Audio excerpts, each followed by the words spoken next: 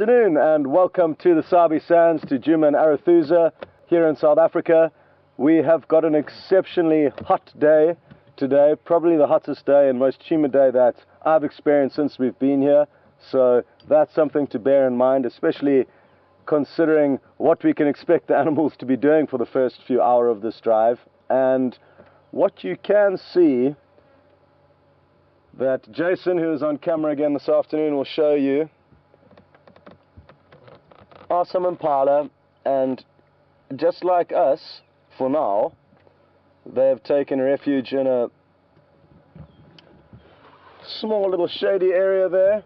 Now, these poor impala, I'm pretty sure it was the same individuals from this herd, were chased yesterday by the wild dog.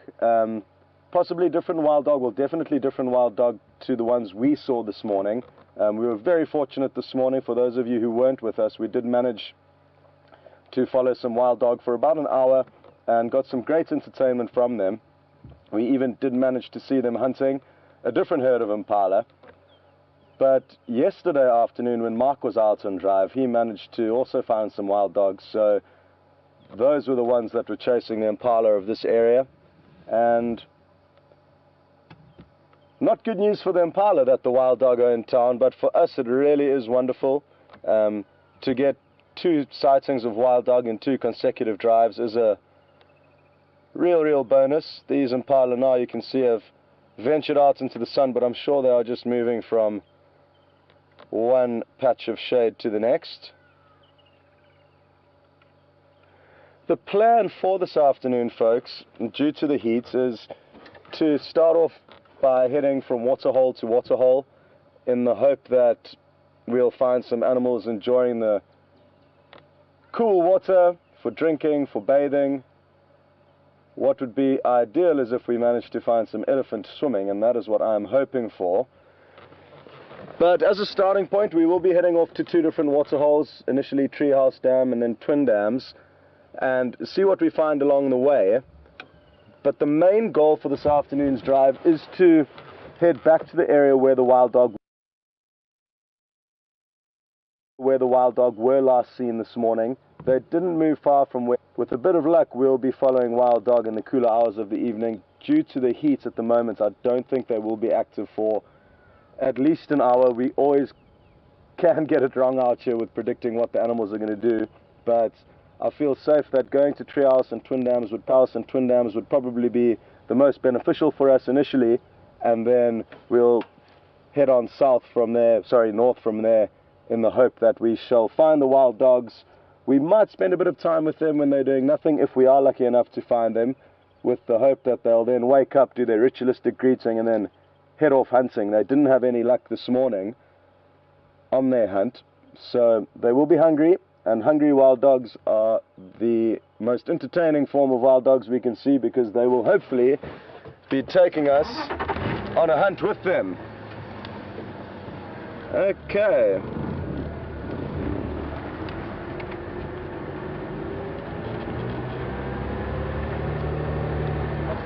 We're in the quarantine clearings now, and I just thought we should drive through these clearings in the hope that we could potentially find a leopard lying up in one of the beautiful marula trees that dot this open clearing. There were tracks of a female leopard heading in this vague direction this morning, so by moving through areas where you know animals' tracks have been seen, or heading towards at least an area, you're just simply increasing your chances of hopefully bumping into them.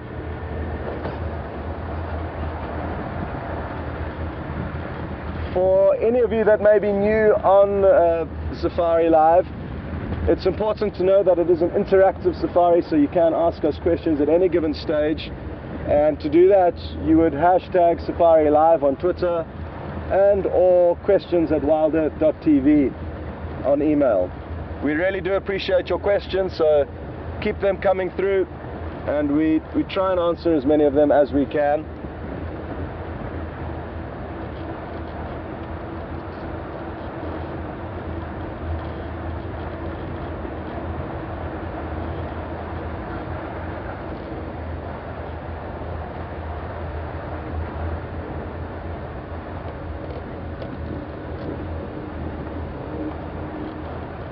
Well, folks, I may sound like a broken record player regarding this subject. I don't know how many times I've spoken about it, but one of my favorite things to do, one of my most exciting things to do out here is to spot a leopard in a tree.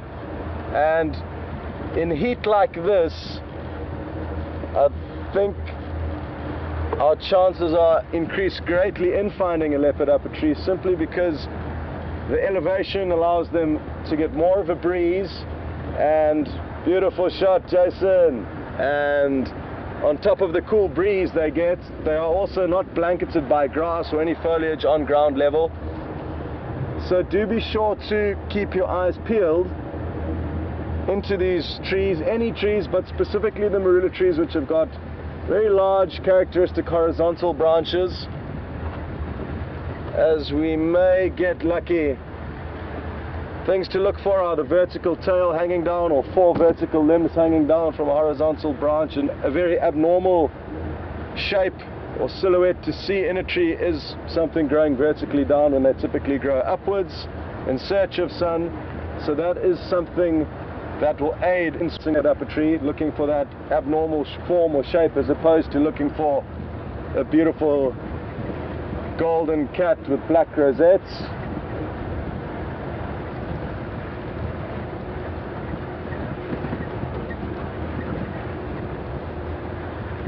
To give you an idea of the heat we're feeling, the only way I could describe it is, if you know when you open up an oven and you get the flush of hot air coming out, that kind of feels similar to what we're driving through at the moment. Very hot oven air.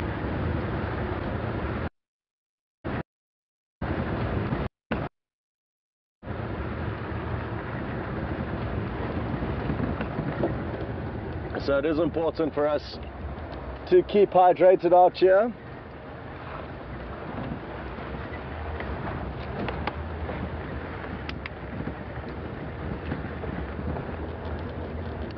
So as I said, folks, it's Jason on camera and Alex is in control.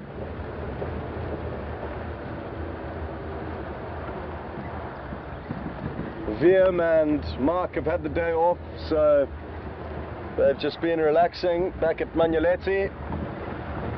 We'll be catching up with them a little bit later this evening for a debrief on their day.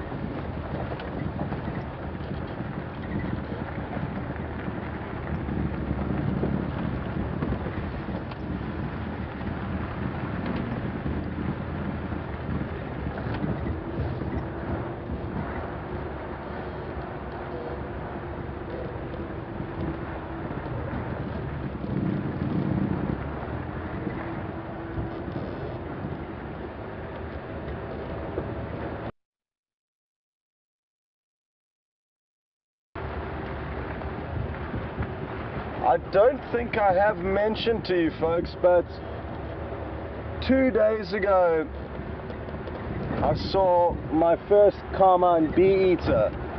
It's an exceptionally pretty bird, and they are migratory, so they have just started arriving back into the area, which is wonderful. They, like I say, are an incredibly beautiful bird, so that is something to look forward to seeing. The carmine bee-eater, not necessarily this afternoon, but at some stage we will be sure to be able to find one for you, considering that they have got back. They're intra-African migrants, so they come from Central Africa, North Africa for our summer.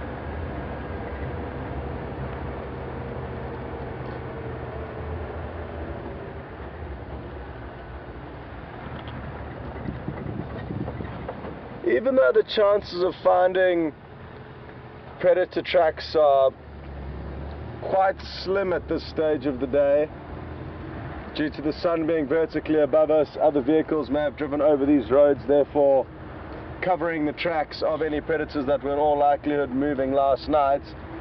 I will still keep checking at major road junctions for any signs or clues that predators may have been moving in the area, even if it was last night. But despite me having said that it is incredibly hot today and that it's not likely for predators to have moved, that doesn't mean that they haven't, and especially young leopards or young predators like Quarantine and Djuma, 2 young male leopards. They're 2 years old now. They've just been kicked out by their mother Karula. It's a tough time of life for them, because now they're having to rely on themselves for hunting and feeding, which may pressure them to move in hotter times of the day.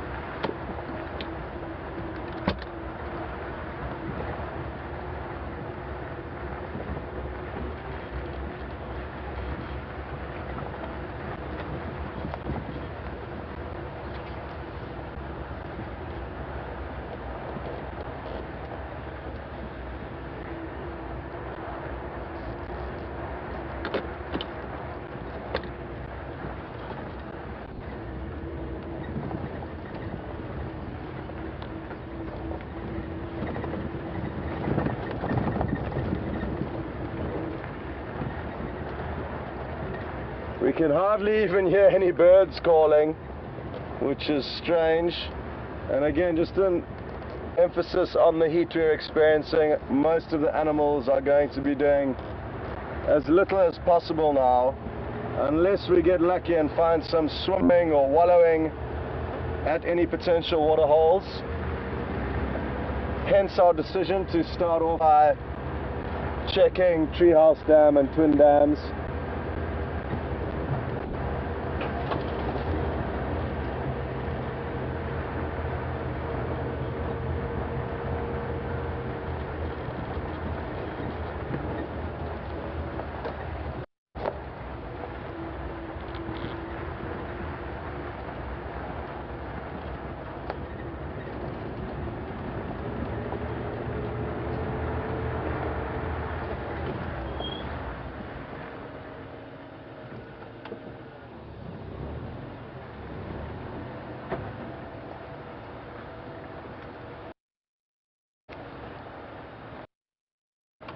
What have we got to do?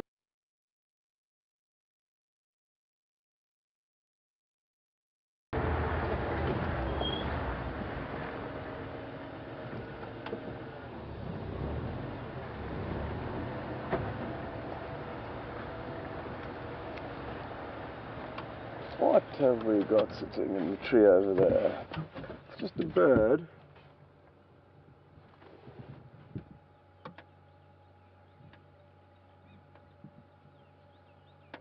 And I'm not sure if it is sitting on a nest. That appears to be a nest, but it could simply be... Oh, awesome, it is a nest, and I can see the tiny little chicks below the mother. That is crazy. Okay, you can see the little chick bobbing its head there. Look, there's the other one. Look at that. Awesome. Now this is a white-crowned shrike, folks, and its nest is just in the most, not bizarre place, but it's not very well concealed there. It has made a very pretty nest.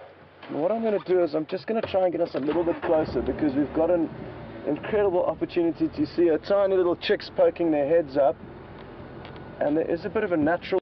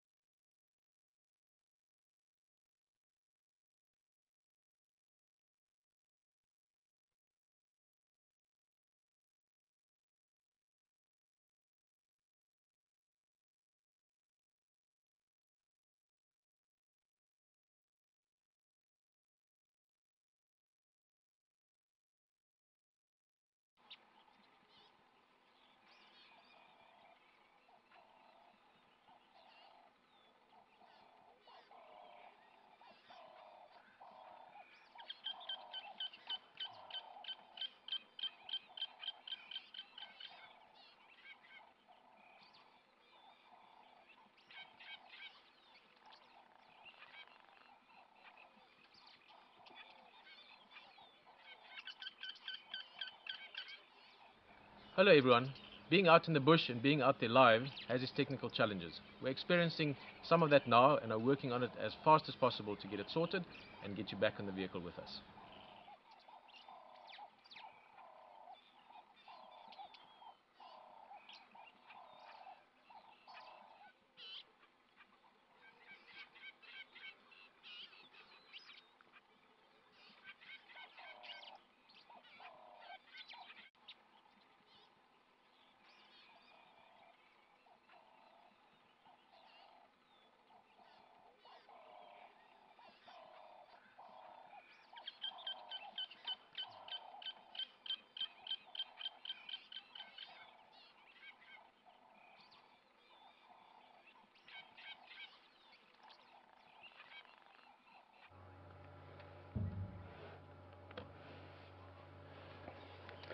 Welcome back, folks. We are still here at the White Crown Shrike, also known as the Southern White Crown Shrike Nest, and apologies for the breakup.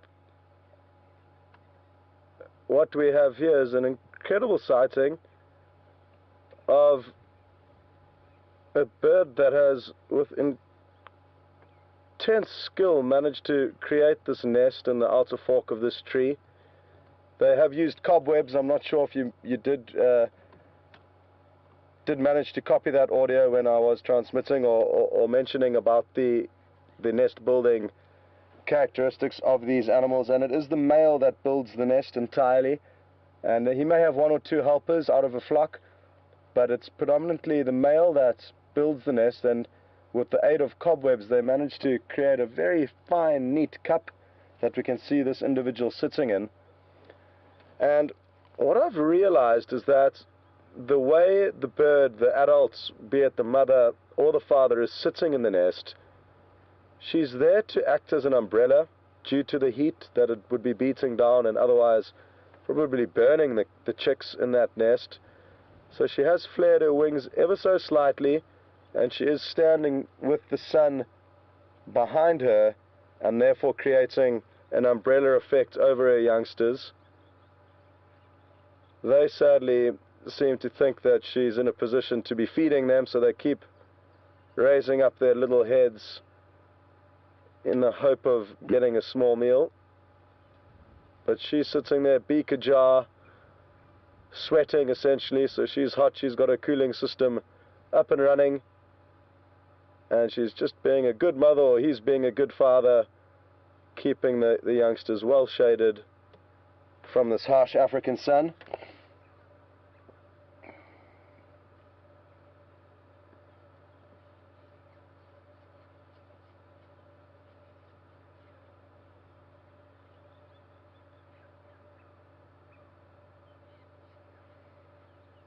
Now these animals do come a very long way. They are Palearctic migrants, so they certainly do cover huge distances to be here for our summer. They sadly don't say where exactly they do come from.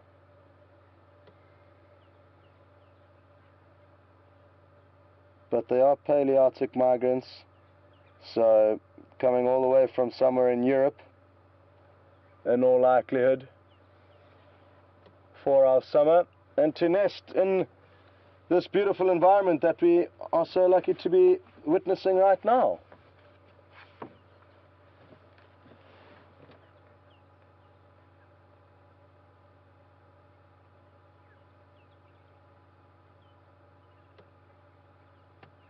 I'm really impressed with the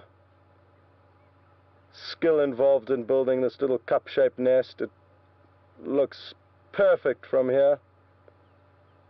So a good nest builder and good parents, the white-crowned shrikes. As we can see,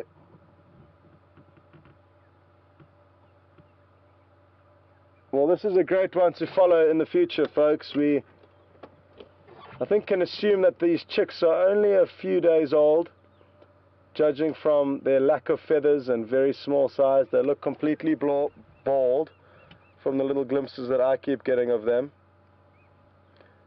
And won't it be nice to watch them grow up and eventually fledge from this nest, provided they aren't harassed by any predators.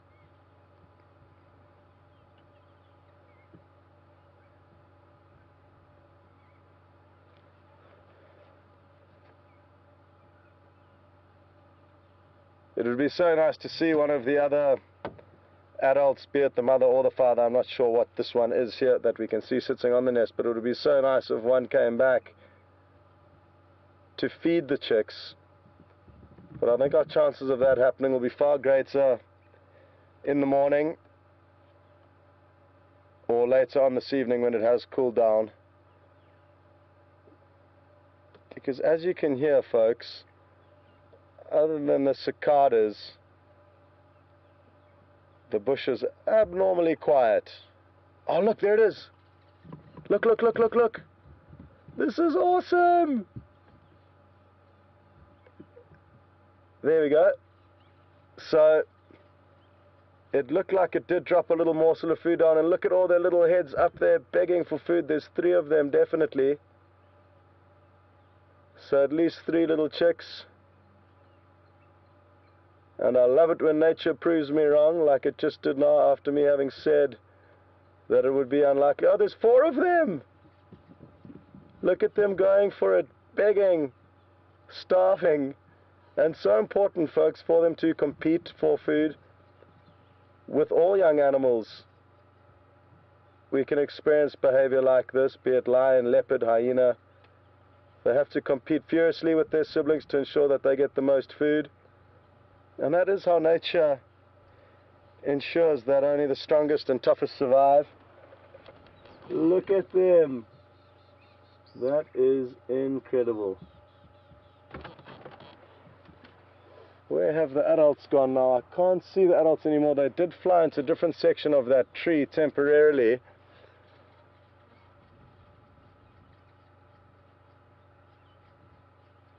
Oh, this is wonderful.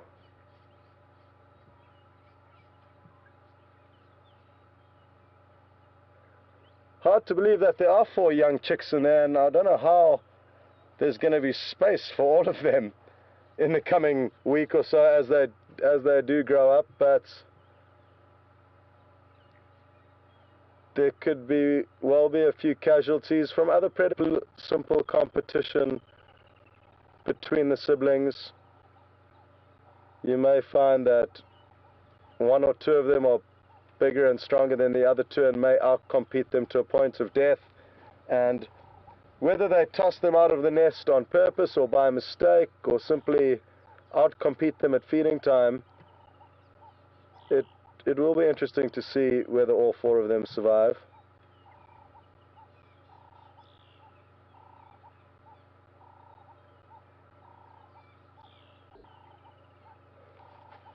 Okay, I can see an adult on the lower branches of this acacia tree, and I just want to give it a few more minutes.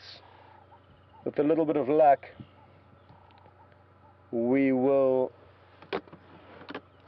get the adult flying back up to the nest, and then that pandemonium as all the youngsters try and compete with one another for food.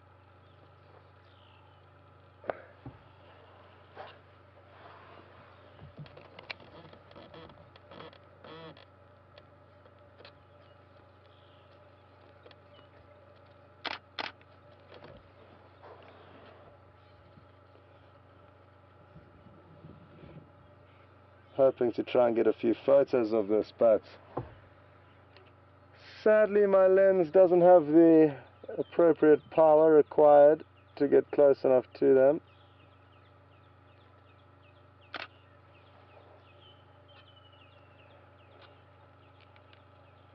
But I certainly will fire off a few shots when the adult does return, which I'm hoping won't be too much longer from now.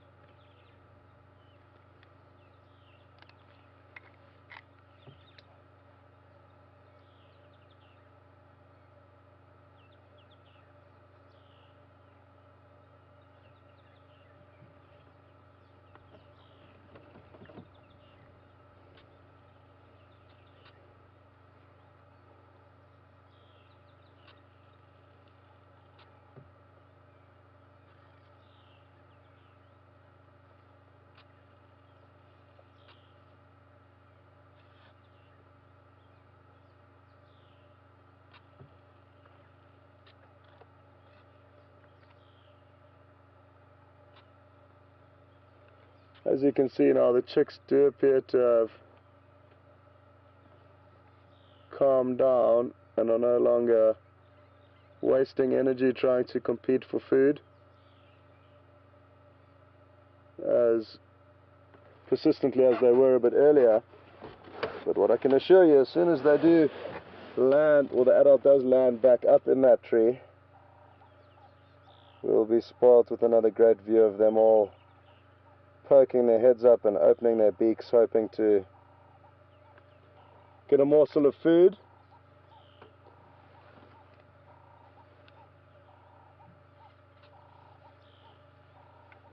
Well, again, they appear to be proving me wrong. Oh, here we go.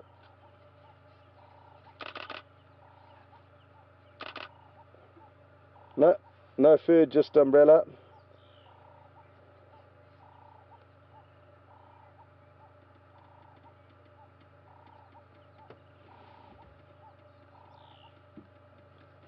Okay folks, well, what a great sighting and what a great thing to know about.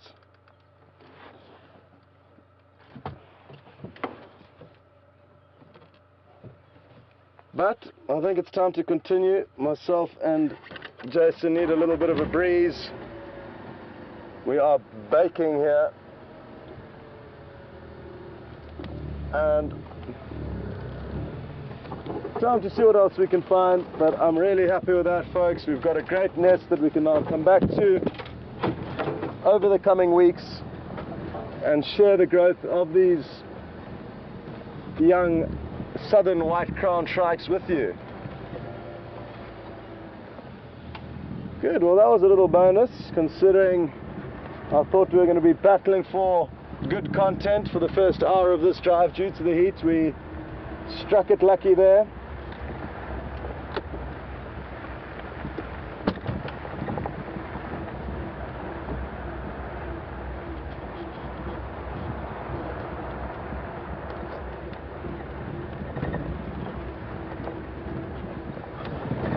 Oh, sorry.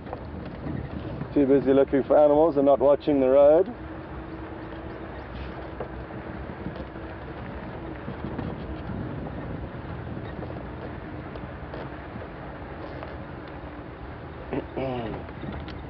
Romeo, are you drinking enough water?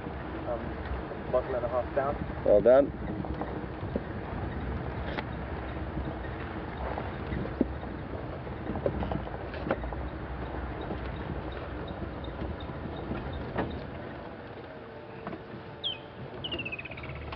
Warthog in the water.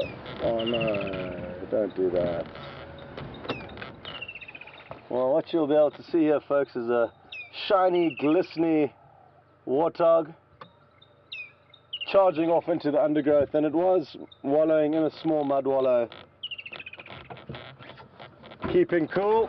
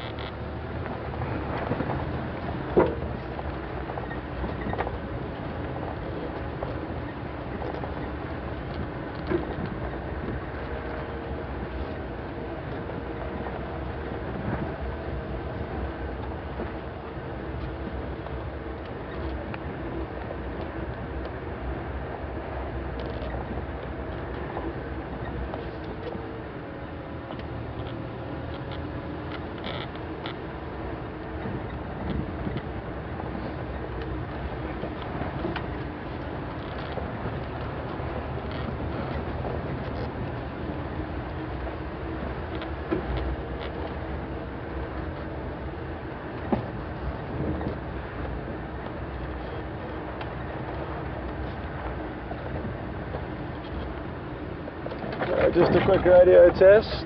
Still copying me?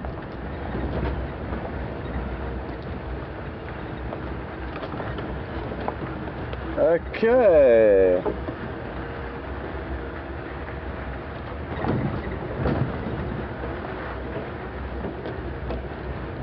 It is really a wonderful thing about this time of year that we are spoiled with a lot of young animals. Most of the animals do breed at this time of the year in the summer. Other than predators, really, major predators, most birds and most herbivores do give birth at this time of the year, and that does allow us great sightings of baby animals, baby birds like we've just seen. So the bush really is alive at this time of the year, whereas in winter we certainly don't have the same colors and the same amounts of new life in the area. So it's something that we really enjoy about the summer.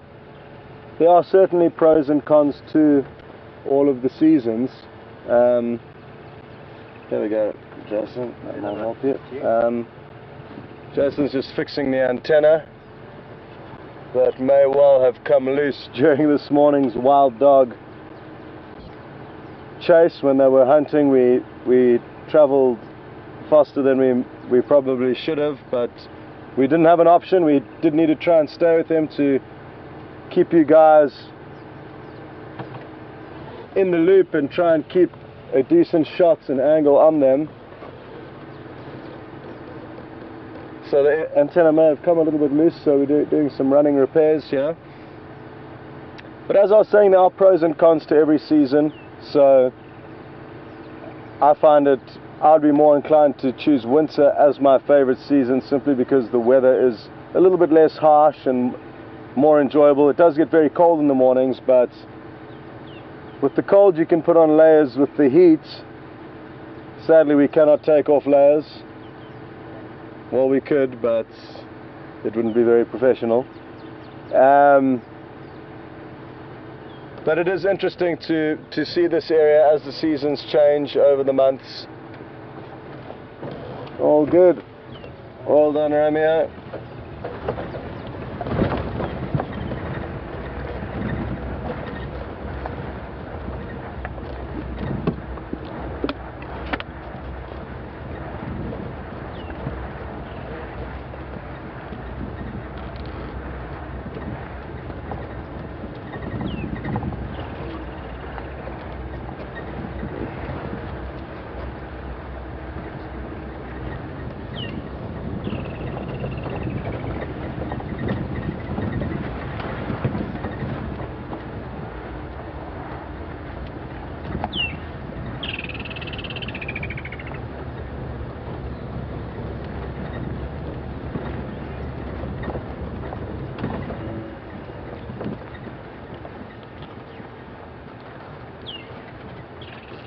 Look at that one buffalo, it's almost completely under the water, like a submarine.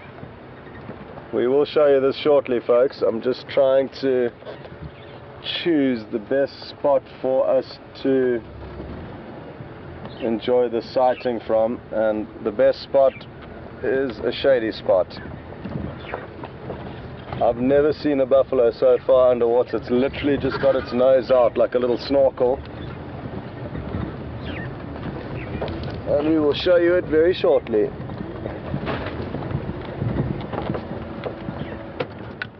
Well, no, we won't, because there's another one in the way. But as you can see, folks, these buffalo are telling us one story, and one story only, that it's hot outside and that they're loving the cool, refreshing water.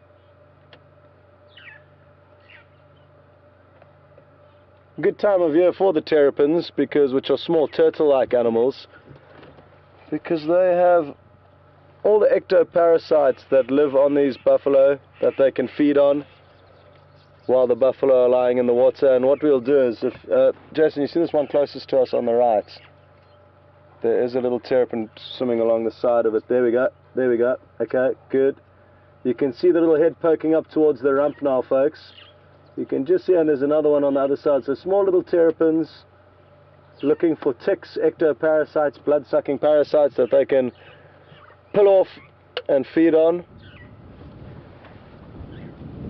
The same individual that we are looking at now really is a beautiful one. He is in great shape.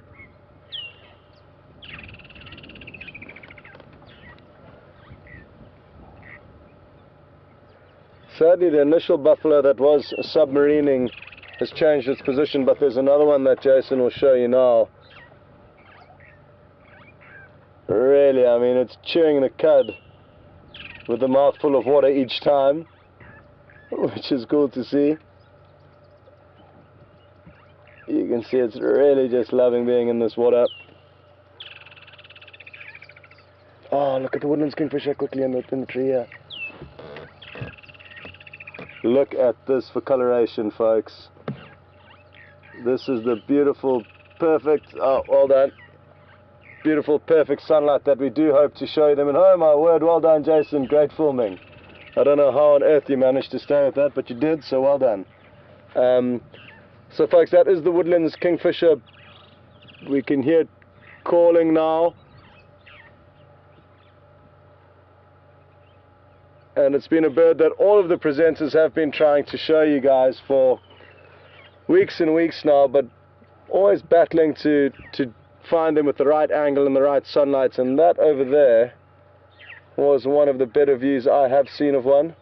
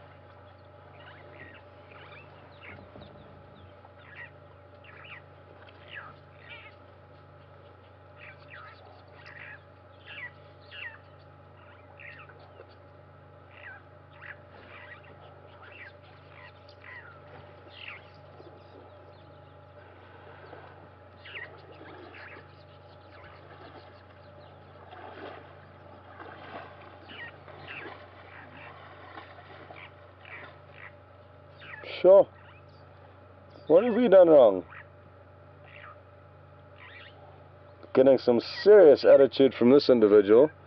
Not sure exactly why. Maybe it could smell the scent of, it's highly unlikely though, of wild dog, considering we were following them this morning. But unless you drive over predator dung, it's unlikely that they will be able to simply smell the fact that you've been around them. But wild dog do have a very pungent smell, and animals do have a very good sense of smell, so possibly. Or maybe it's just not wanting to share Treehouse Dam with us today.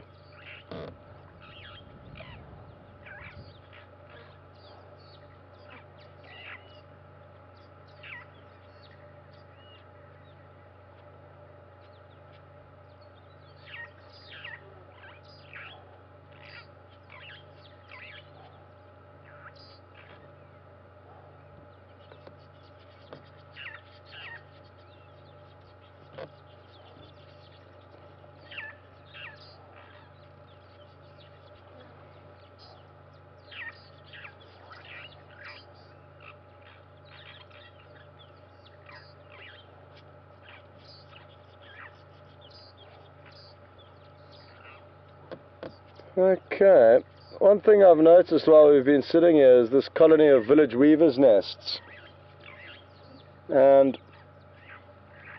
there appear to be a lot more nests than there were initially when we started viewing them and watching them build these nests. And there you can see. Now if you just go up a little bit more and to the right. Okay, there we go. So now you can see, folks, the top right nest there. There's a massive cavity kind of on the side of it. Now that's not the entrance hole. The entrance hole would have been below that.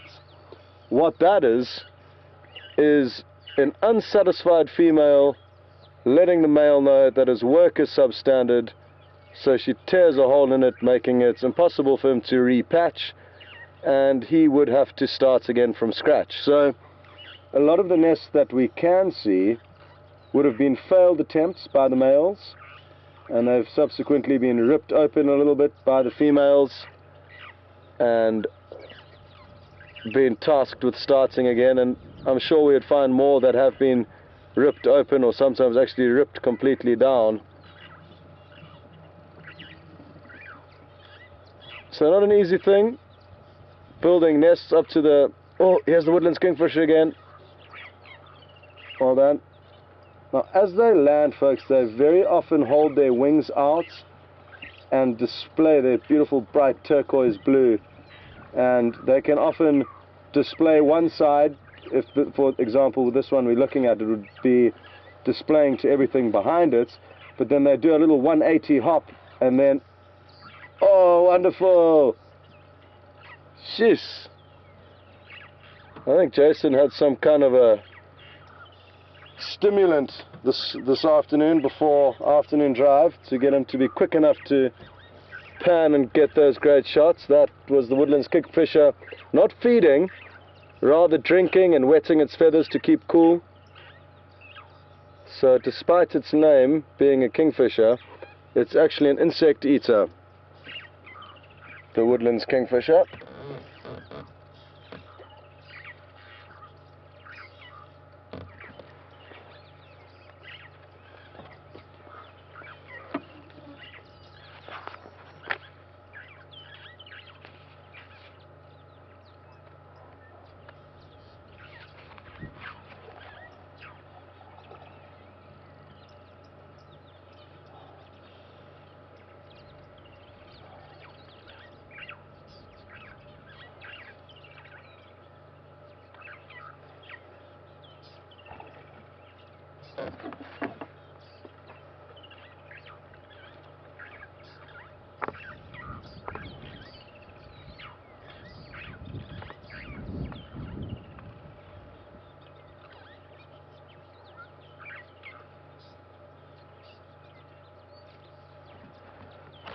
Beautiful little sandpiper here, which looks like me to be a wood sandpiper.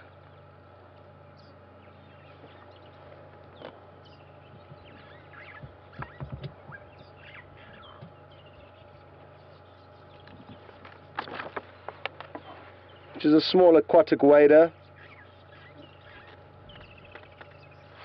And they are actually difficult to ID, all these different sandpipers and plovers and waterbirds. They can be tricky ones, but this one I am fairly certain to be a wood sandpiper.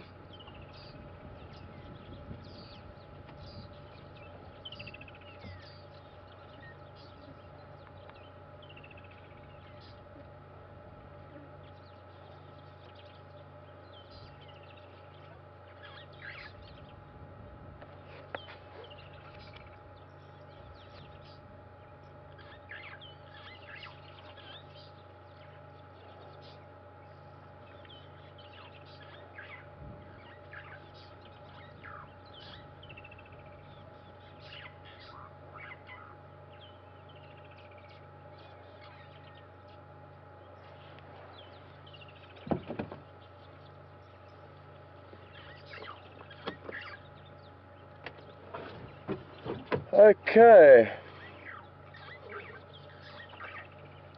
well, this is a beautiful scene and setting, folks.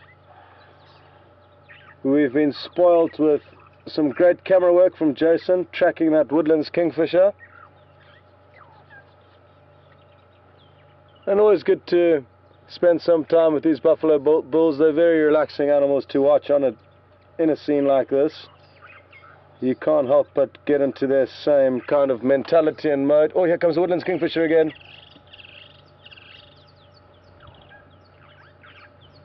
Let's see if it does its special display for us. We'll give Jason one more chance to show off his skills.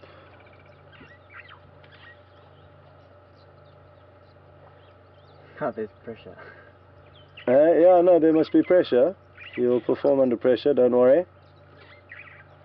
What will it do next? I mean, Jason is now going to be wondering where on earth it will be going next. My guess would be that it may shoot down into the water for another dip again, but it's hard to tell. The only way to find out is for us to wait and see. But its typical behavior has been that it doesn't spend too long perched there before it heads off.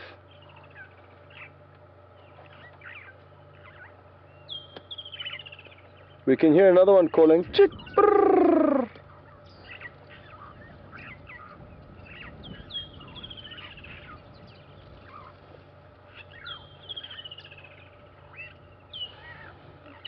Oh, that's our one calling now.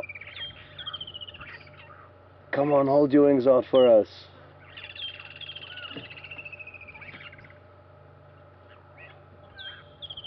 A lot of competition between the woodlands kingfishers, as you can hear. It sounds like there's about 3 or 4 different individuals calling all around us. The one we haven't shot, there's only let off one call as far as I'm aware.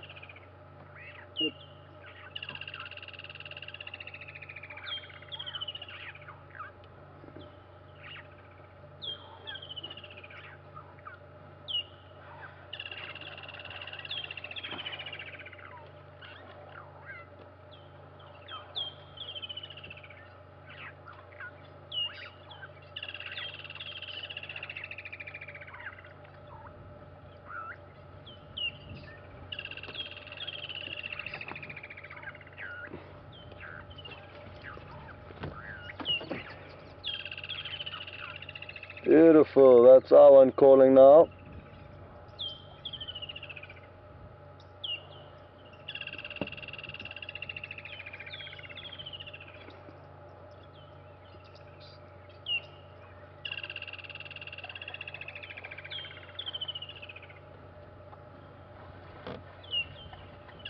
Oh, now that it turns itself slightly, we get to see a little bit of that beautiful blue color on their body.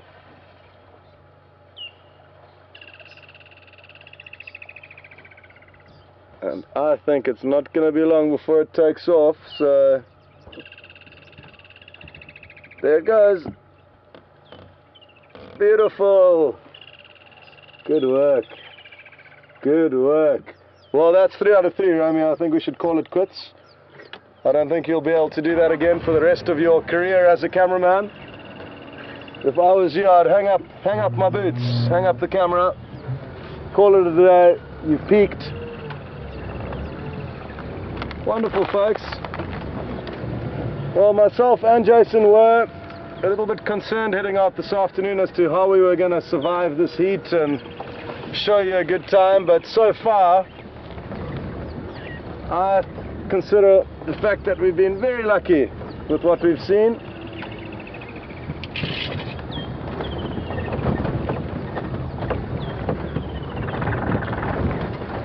There are a few vehicles that have started searching for the wild dog, and that is all part of our master plan to allow them to find them for us and then simply arrive a little bit later when we can expect to find the dogs a little bit more active.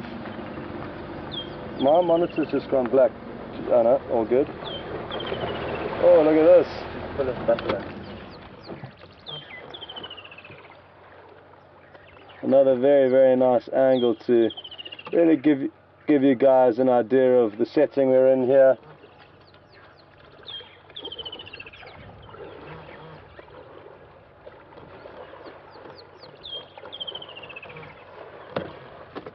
Oh, wonderful. Really cool. There's 3 shadows here that we can see.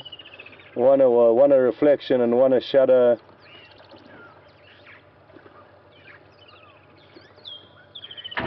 Okay, good stuff.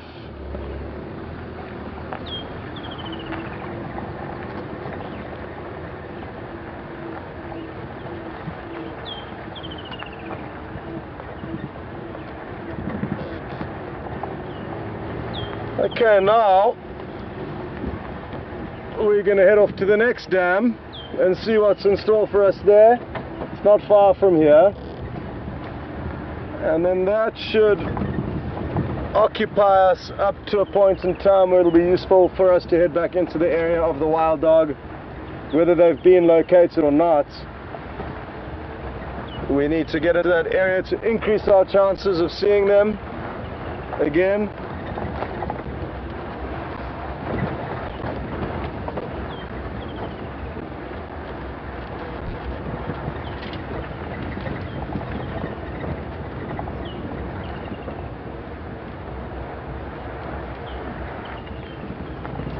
Oh, it's so good to be driving around in Zanele again. A few days out of the saddle, we were all starting to get cabin fever, and it's just so nice to have her up and running. She really is a wonderful vehicle,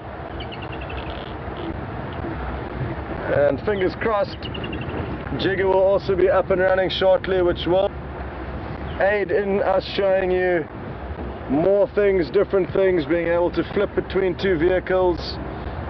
So in the coming weeks things are only going to get better, folks, which is something to look forward to.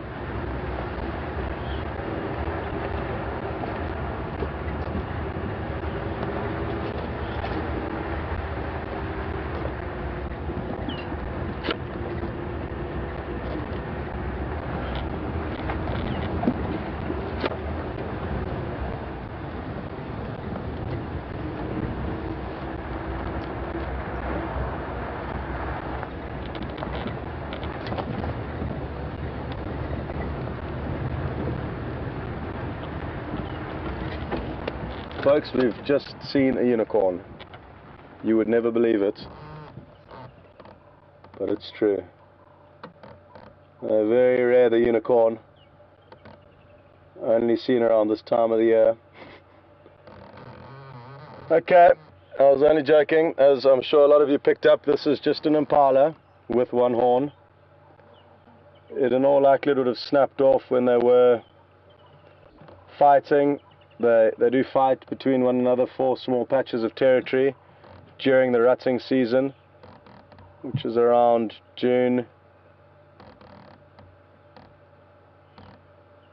in this area.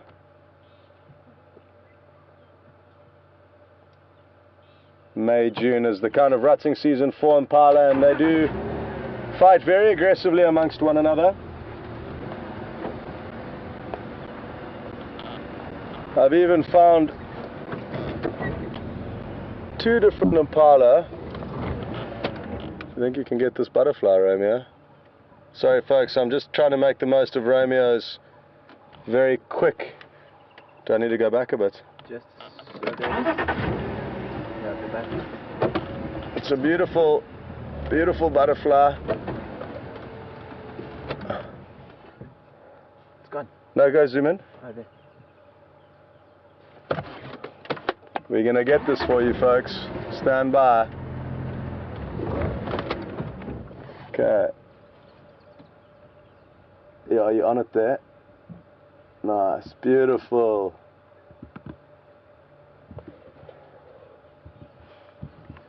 Now this in all likelihood is an African monarch butterfly, but it could also be a diadem, which has a very similar coloration, that it mimics the African monarch, because the African monarchs do have a toxic flavoring that prevents animals from eating them, and then the diadem copies this coloration, beautiful, in order to also prevent being eaten. And it's doing a wonderful job pollinating that little plant over there. I'm not sure exactly what it is that it is pollinating, but it's a small shrub. It's doing a wonderful job. Jeez, those colorations and markings are really, really incredible.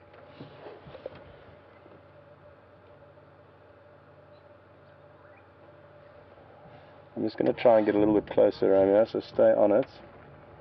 Just to try and give the... Oh, we can't go closer than that. Oh, we've pushed the envelope too much. I was just trying to get in as close as possible in order to be able to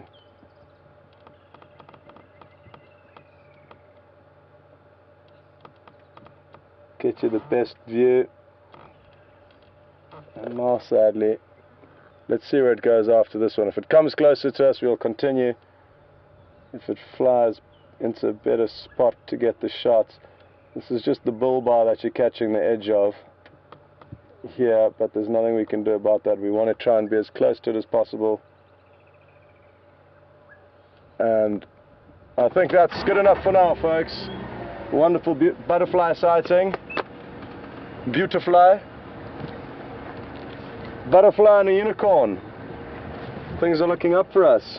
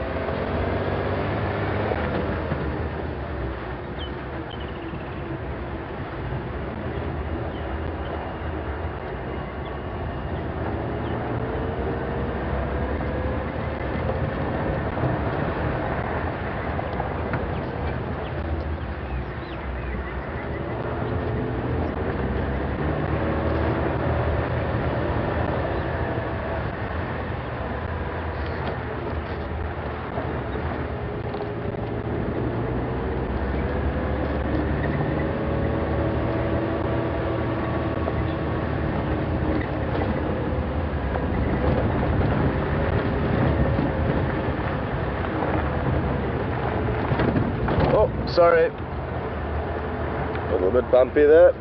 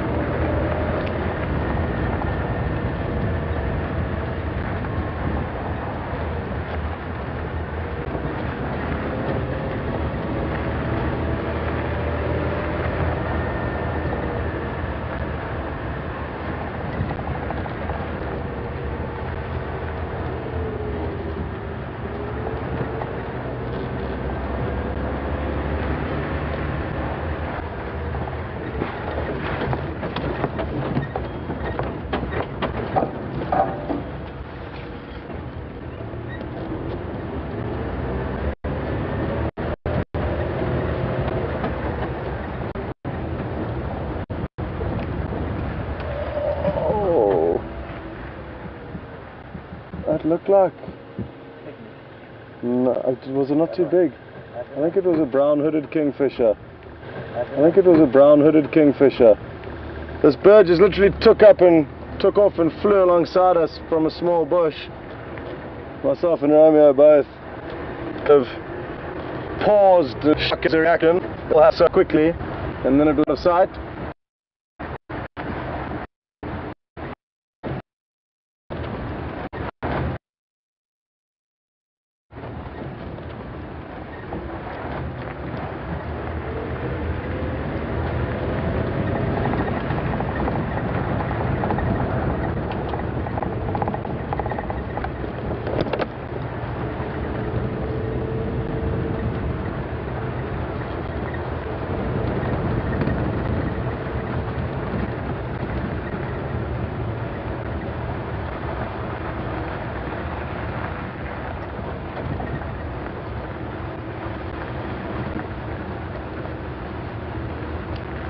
We may have a slight issue here, folks, but it will only for seconds.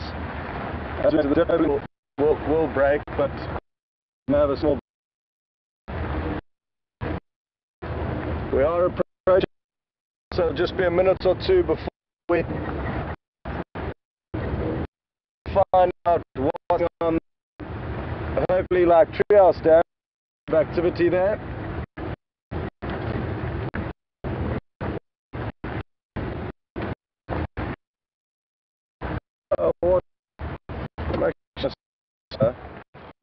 To try them and some piglets.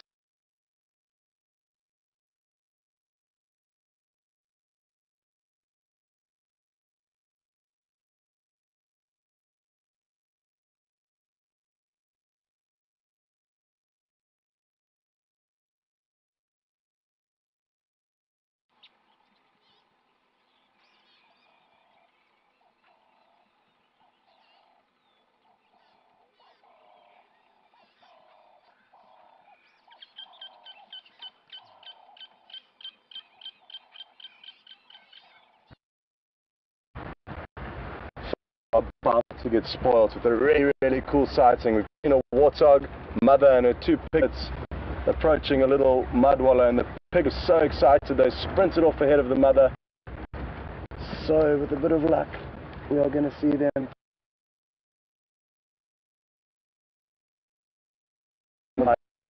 with me. We are going to get a great visual shortly. No, don't go anywhere. Stay there.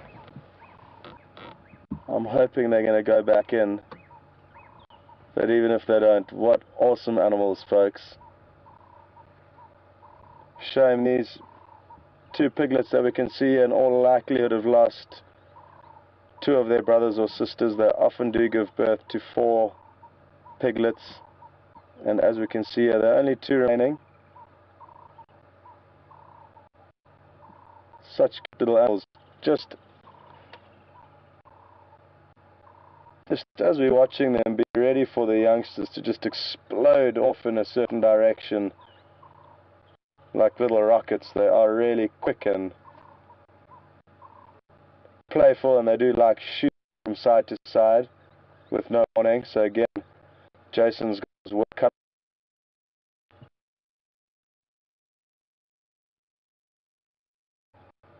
And some other showing us.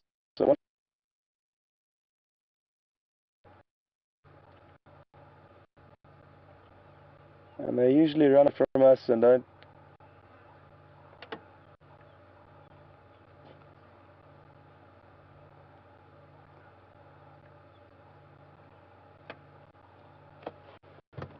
Sorry, please go again with that message.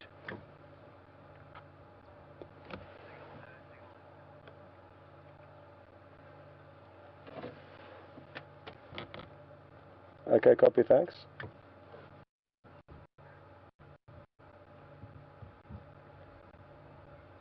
They really are feeding very intently here. Focused on nothing else other than food at the moment. They had a very brief mud wallow.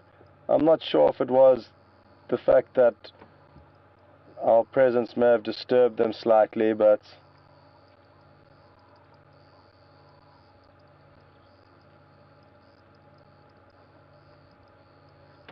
either way, very happy to be showing you this. We have been battling to show you warthogs. There is another family of slightly smaller piglets still. Was it 3 or 4 of them, Romeo? 4. Yeah, 4 of them. Further north of where we are now, and it is in an area where we will probably be going this afternoon to look for the wild dogs, so we may find them there. Let's hope wild dog don't find them, but we'd like to.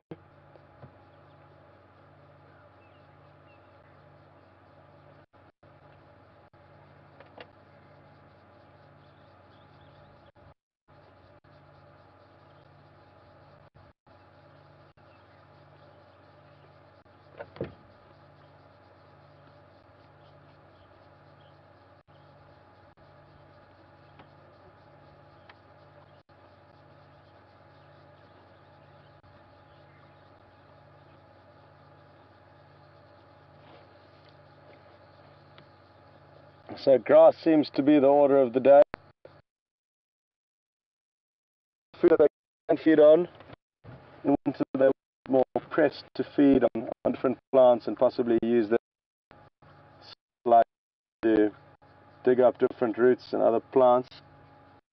This female is really just incredible. Incredible. One.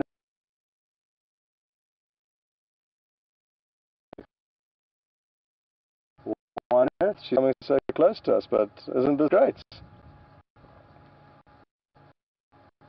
The vehicle is right here, so now as they run off, you can expect to see the little tails popping up. There they go. Cool. Such cute little animals, these warthogs. So I hope you enjoyed that, and now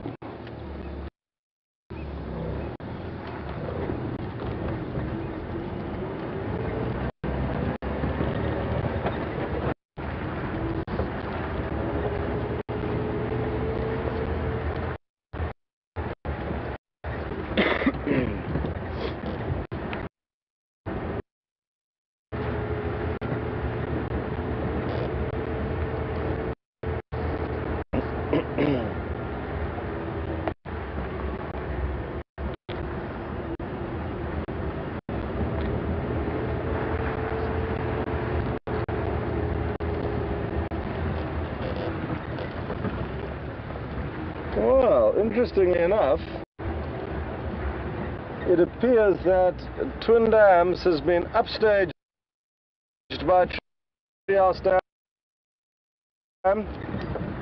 and I'm just going to find a slightly different spot to show the whole dam, but there doesn't even appear to be one visitor here. Now, is it because there's a visitor in the area? I don't know, but that could be a potential reason. Or simply the fact that nobody's home today, which is also just as feasible.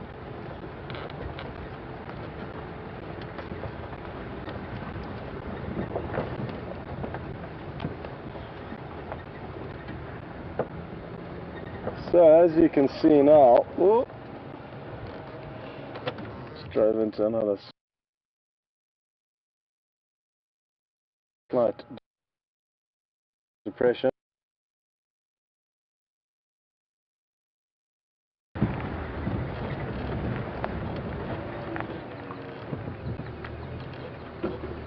Folks, I'm going to take a gamble here and drive you through a little section of riverbed.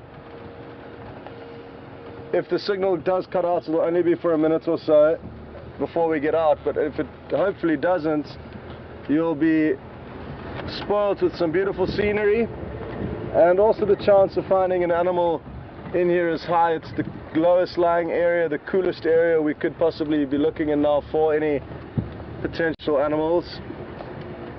So we'll just do a little section of this riverbed. It's been a few days since I got my riverbed fix, and it makes sense due to the heat today for us to try it out.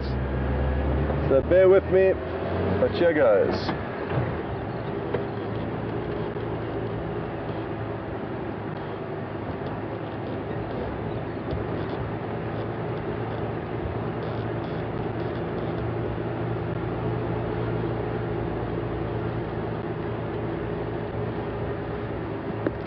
Okay, copy that, thanks Alex.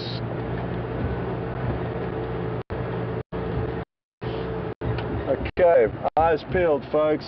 We're looking for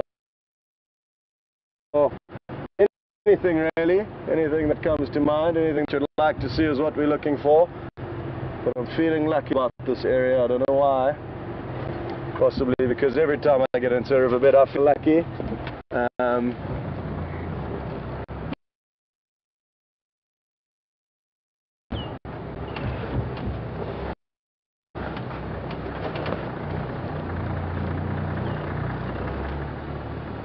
The aerial there, Romeo.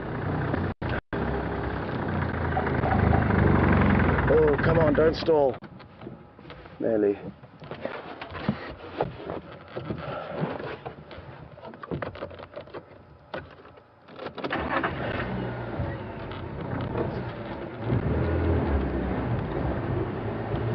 I was just trying to elevate myself a little bit there to be able to look up on the banks of the riverbed. So I managed to stall.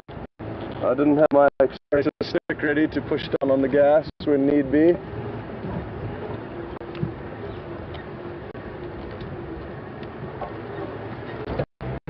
Oh, it's so nice to find a lift in here now.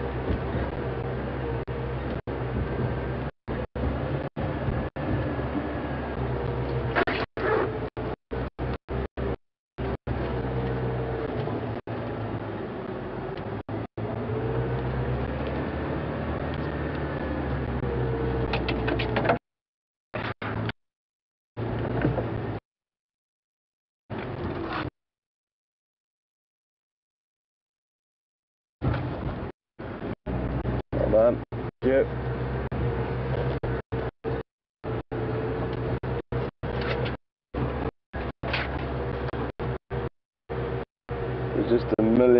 places where a leopard or any animal could be hiding in here. So you can't see Romeo, but he is scanning just as much as I am.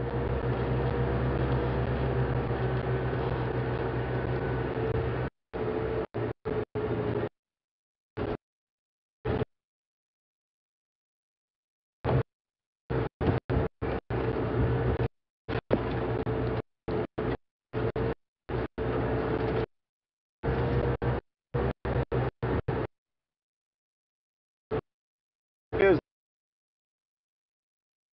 to explore.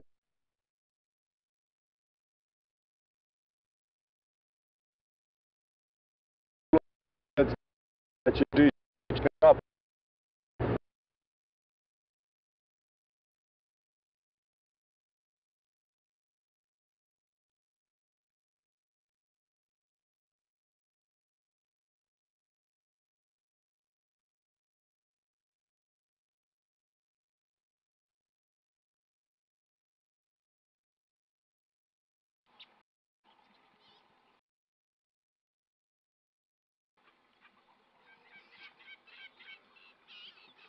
Welcome back, folks.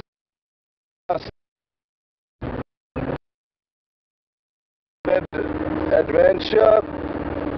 Nothing to report other than beauty, scenic beauty. We are back on the highway, heading south. Hope that we are going to have the wild dog this afternoon.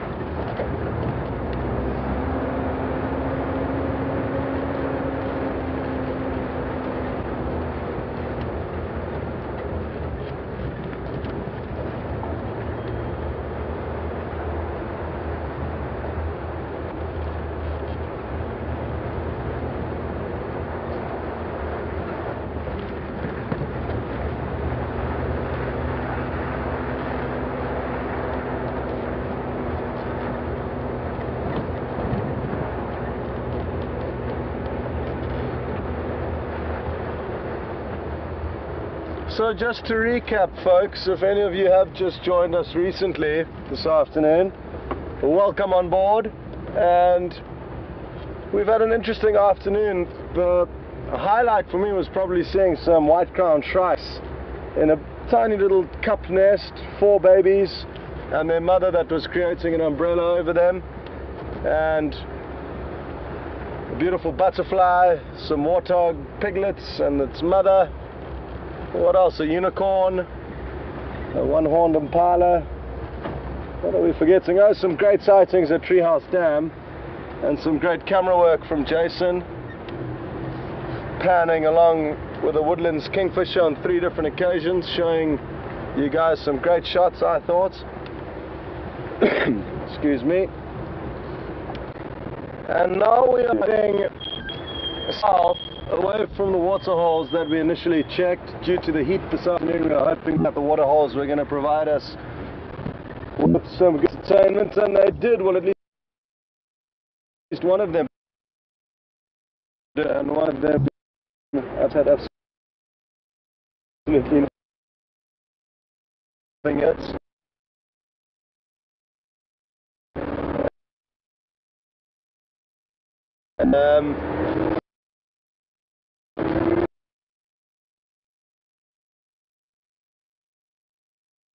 But now we are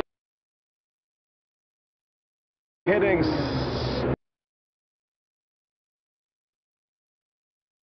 north, apologies, not south.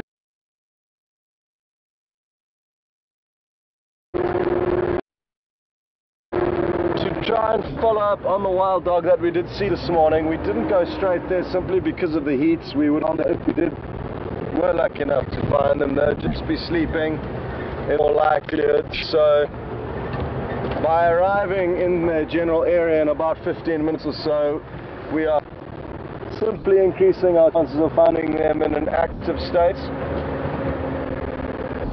or in a state where they're about to become active. So that is the plan, to track down some African wild dogs. We saw a pack of 6 this morning, and it's those same members that we'll be looking for now. We did see them checking in Karula this morning, but unsuccessfully. It means that they will be hungry and motivated this afternoon. They almost on a daily basis, I think it's fair to say, because they are such ocean hunters, they can afford to, and just the way they've adapted, they don't gorge themselves like lions and leopards do and then not need to feed for 3 days necessarily. They can keep feeding on smaller meals more frequently due to their high success rates. And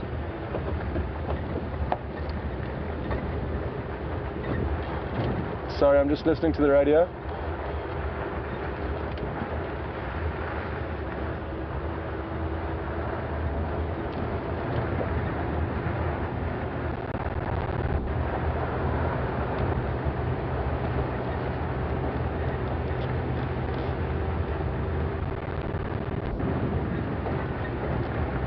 Okay, I'm back. Just had some game drive vehicles giving updates there, but it's nothing that concerns us. There have been 3 or 4 vehicles that have moved through the area where the wild dog were last seen this morning, but haven't managed to come up with anything.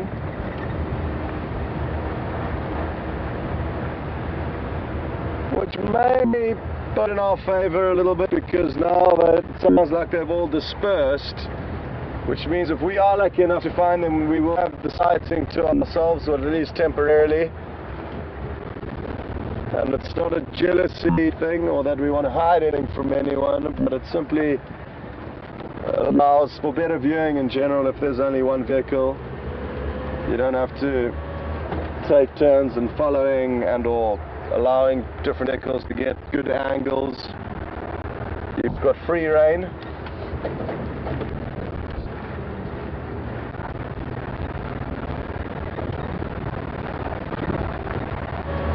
Take turns in following and or allowing different vehicles to get good angles. You've got free rein.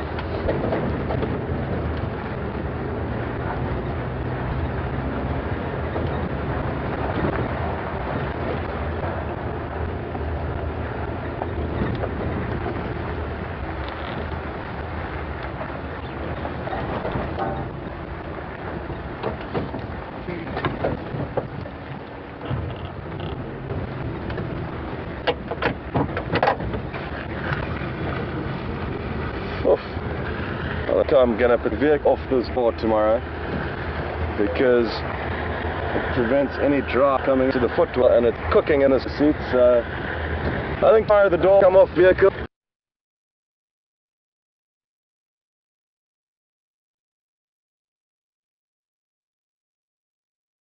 And keeping cool. Now, which way are we going to approach?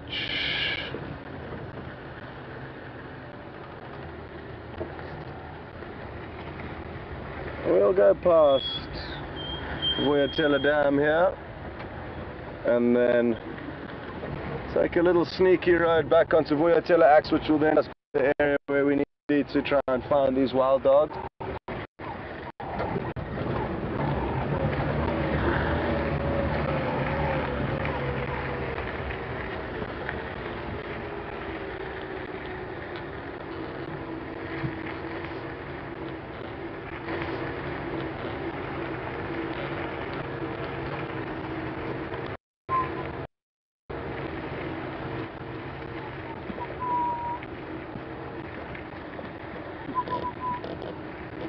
What was that? Did you see that jump there, Romeo? I just saw a splash. Okay, well, WildEarth Dam has, just like Charles Dam, a few buffalo, not as many, but a few buffalo just chilling out, enjoying the cool water, enjoying the health spa provided by the little terrapins that feed off ectoparasites on their bodies. It must be an awesome feeling just popping into a dam and allowing the little terrapins to pick off all the little bugs that bother you.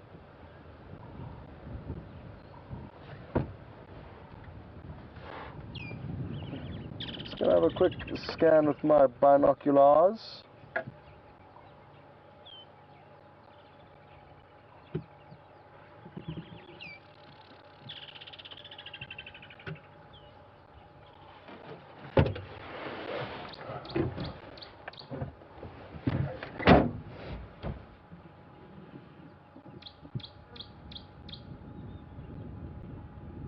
At this stage I cannot see anything hugely exciting, so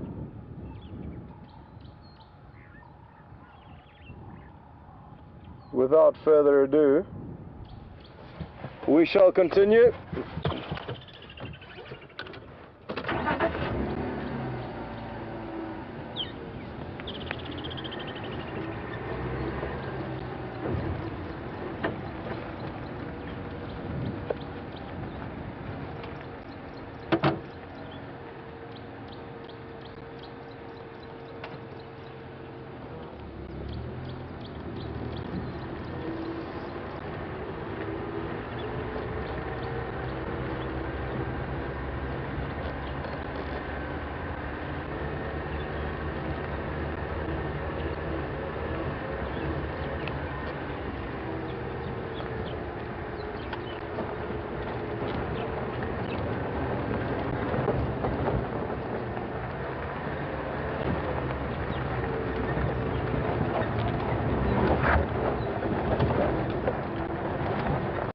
Do hop through these small bushes in search of nests mainly. From my experience, they feed a lot on chicks, but also any small other insects that they can find. But sadly now it has hopped deeper into this thicket and off it goes.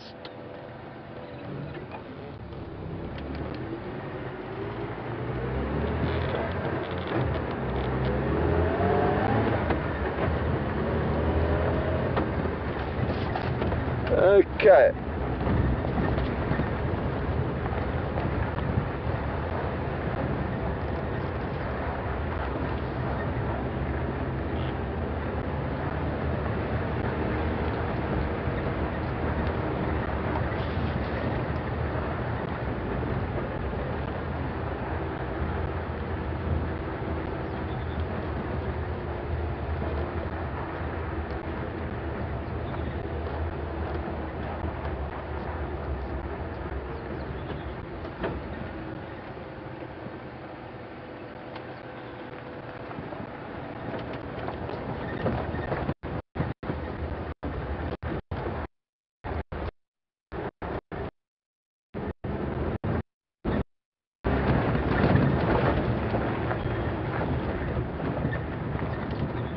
Look, leopard right in front of us. Jackpot, and it looks like a female. Beautiful, folks. This looks like it's Karula.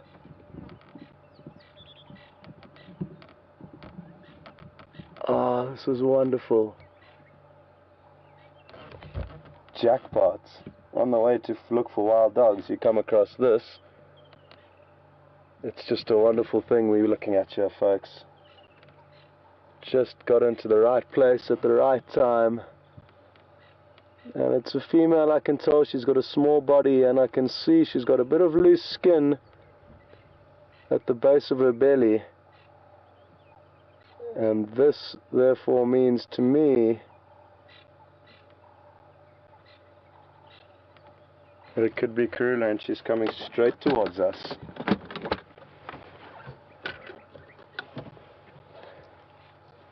Just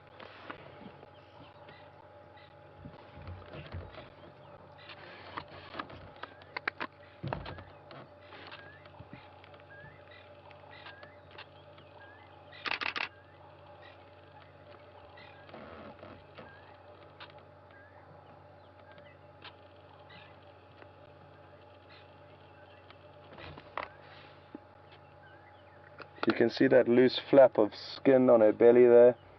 Very indicative of a female leopard that would have just given birth. And if we're lucky, we may even see the nursing rings where they would have been nursing. What an exceptionally beautiful animal, folks.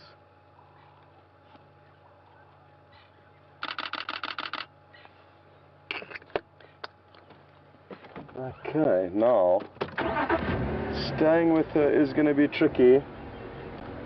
So what we're going to have to do here is, it's very thick, but she is heading straight towards the water hole, and I think the only way for us to get there would be to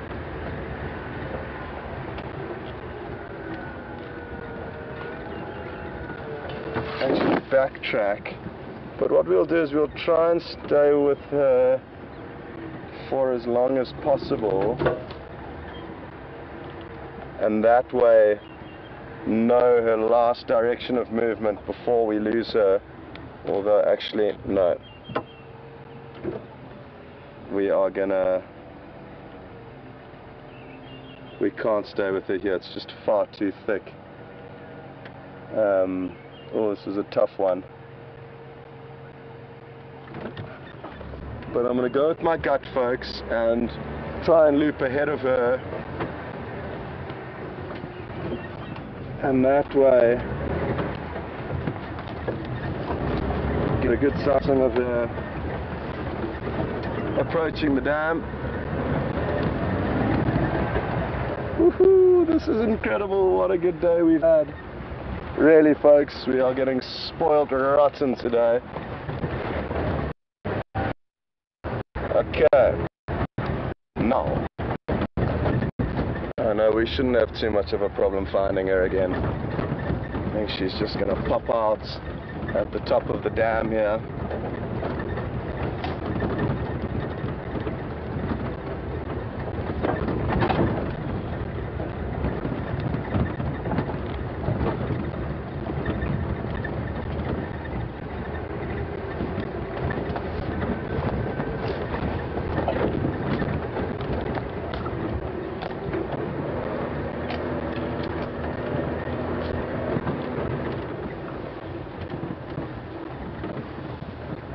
She could come down any one of our pathways feeding into the dam.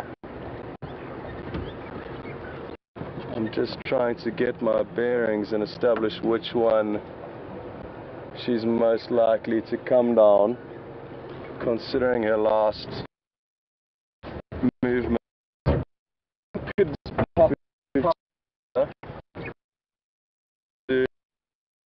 Considering her last movement, which I think could be part we've just passed over here, but I am going to.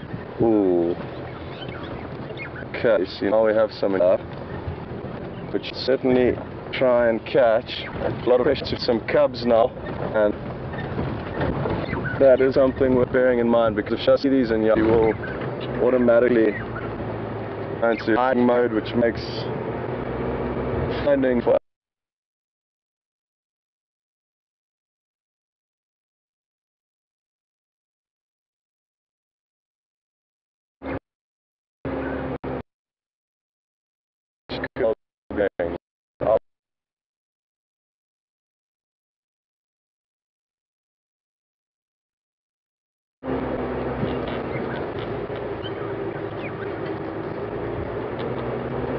No, where are you hiding?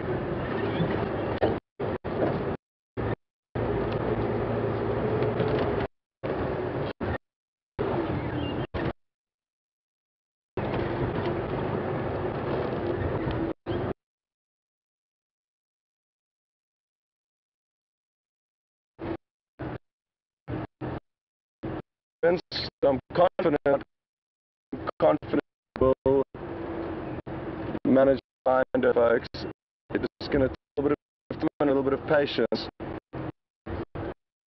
Because the fact that we have these, especially considering the fact that we have this Inyala nearby, and this would mean that you potentially start storming. If you storm them, it's going to make finding very difficult for us.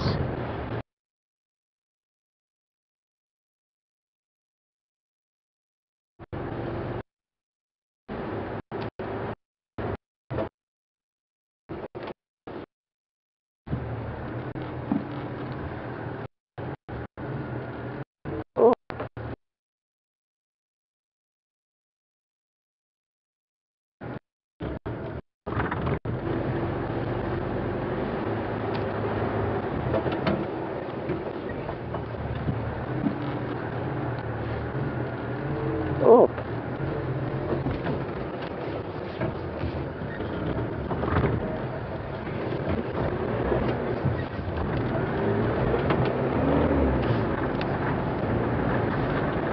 Okay. Come on. It's always a difficult thing leaving an animal like we did back there, but it's our own, we would have never been able to stay with it. The sooner that you access and try and get into position to see them, the better.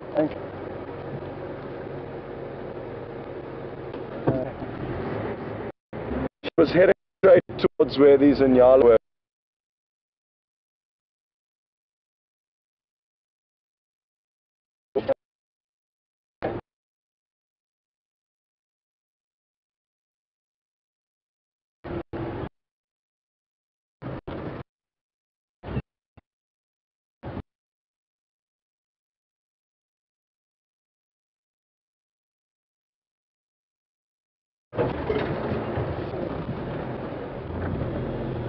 I'm just going to do another little loop around, folks. If she still is Inyala, very close, therefore I don't know, assume completely she has done, because she could have easily just have missed them and then continued on her initial path.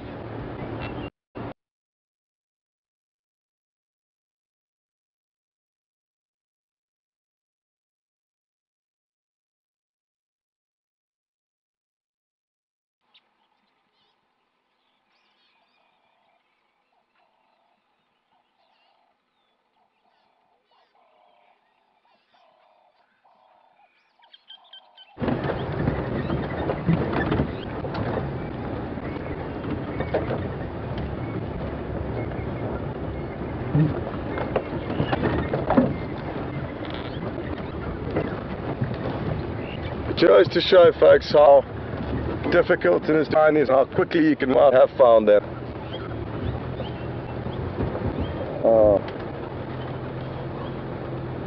What to do?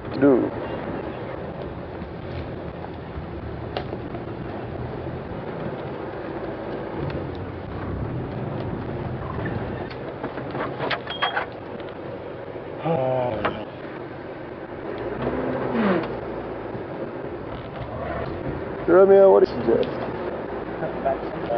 That's an easy one. It's an easy one.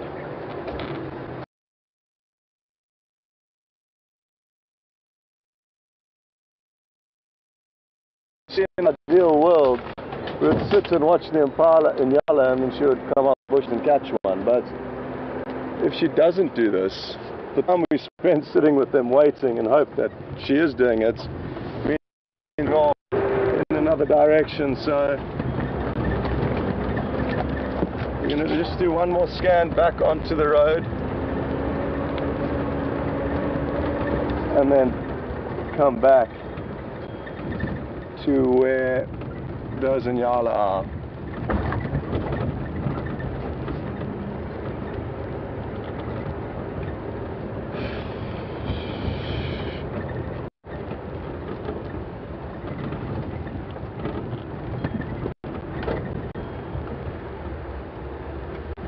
also just want to get my bearings again as to where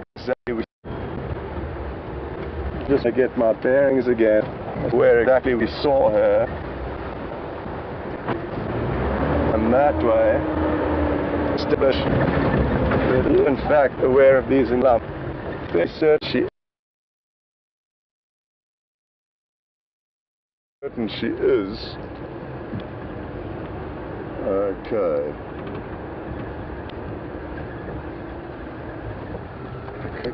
Over there is giving me an idea of what's what.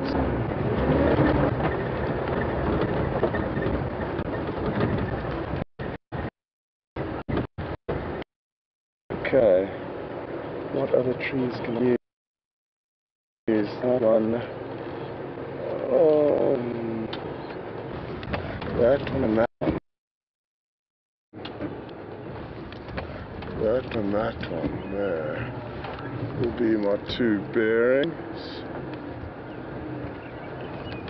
Okay. Back to the Inyala it is, folks. Sorry if I'm not clearly in terms of making any sense, but my brain's working in override trying to keep track of her last move, where she could be moving. I really do want to find her again, because Chance is going to try and find something soon. She looked hungry, and also probably 2 cubs that she's raising at the moment.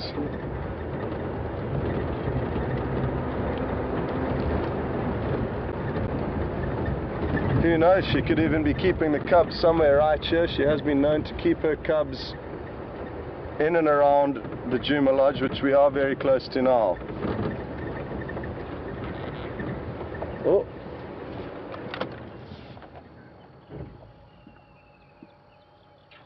There's the monkey's alarm calling, so they can see her, and if they can see her, it increases our chance of seeing her. Not for her catching the inyat, but good for us finding her. Monkeys, we just stop at the top of the tree. For them.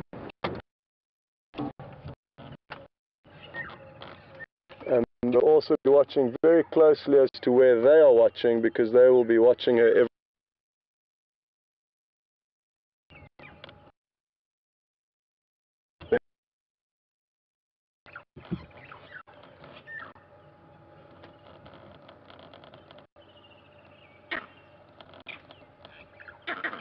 So difficult for you to see, but the monkey is in there, and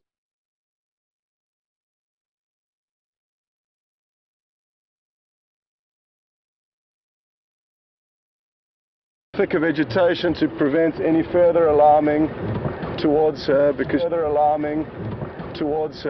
she wants little animals to know that she's around as possible. Already worked out that she's here. And they are looking right where the are. So I think she is close to these Inyala, folks.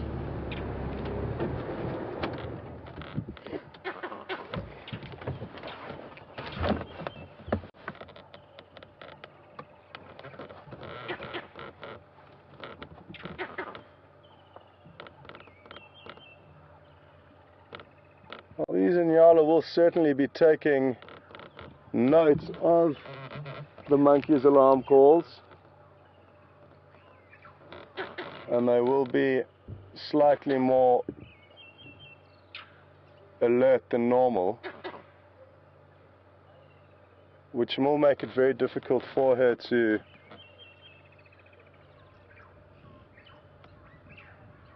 catch any prey.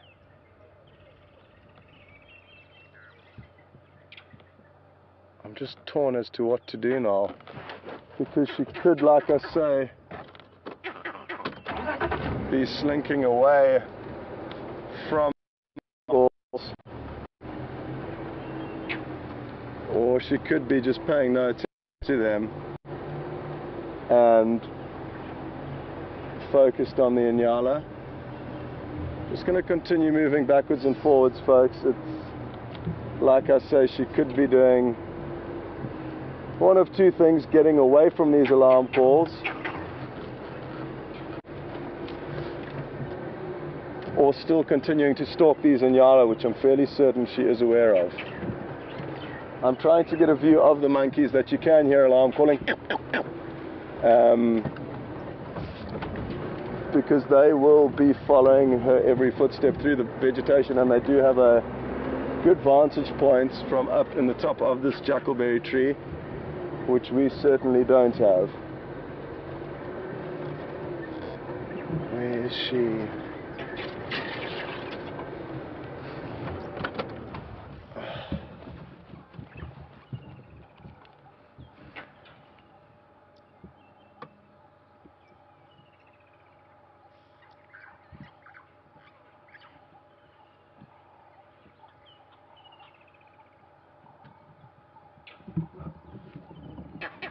Incredible, standing on his back legs all the way at the top of that tree. That requires some skill.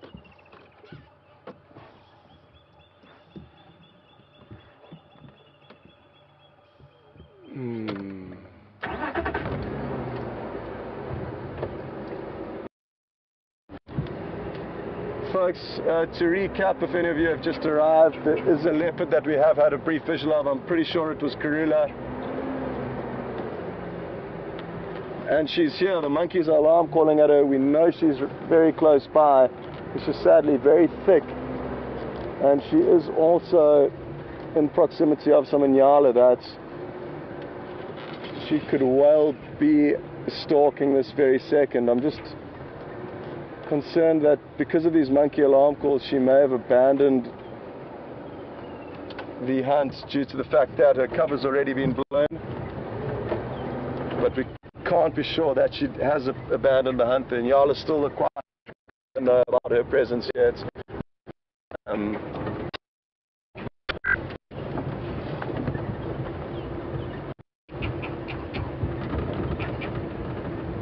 The monkeys are increasing the intensity of their alarm calls, and it's important for us to take note of these alarm calls, because the more intense they get, the more likely she's in clearer view of them, or more moving closer towards them.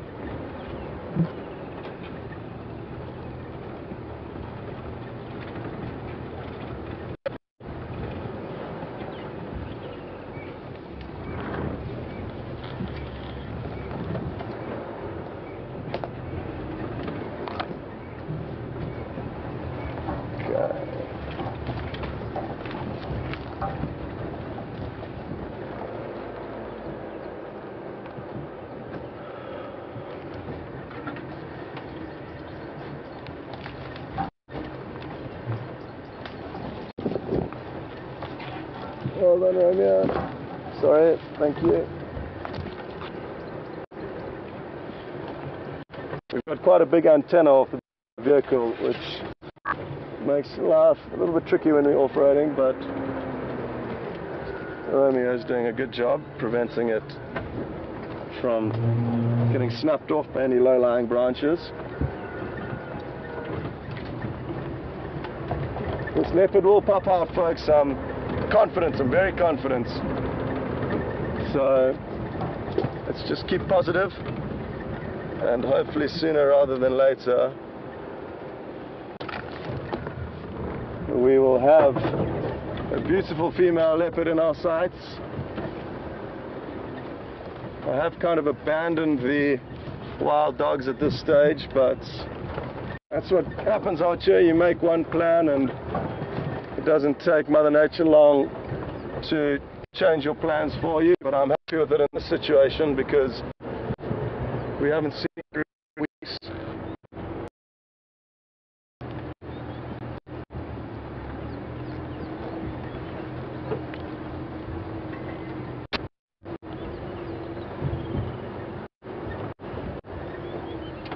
The monkeys have gone quiet again, which means she may have slunk off, like I said, in the opposite direction, or she could well still be here.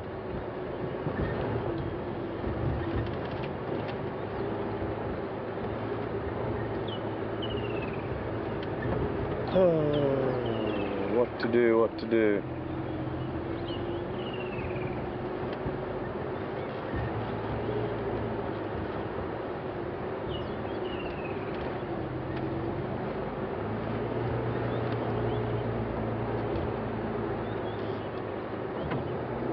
Far too far here to find her, considering where she was moving.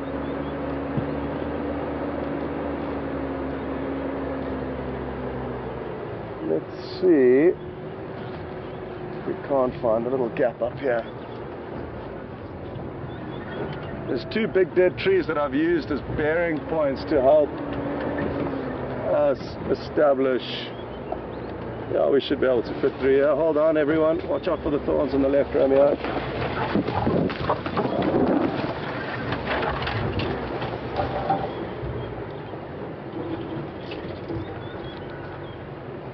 Okay, we are in a good spot here, folks, which is wonderful news.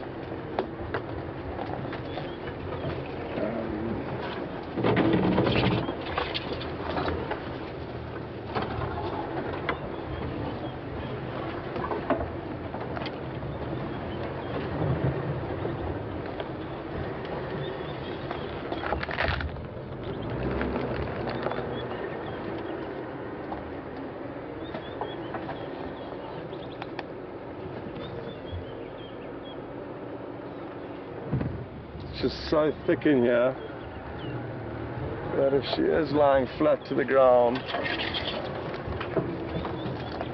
we're going to battle to find her, but prospects are good. There's a nyala nearby. If we do find her, we may be able to watch her stalking these nyala. I can hear some rattlings, the stickler's alarm calling. It could be at anything, but I'm just going to head over there to investigate.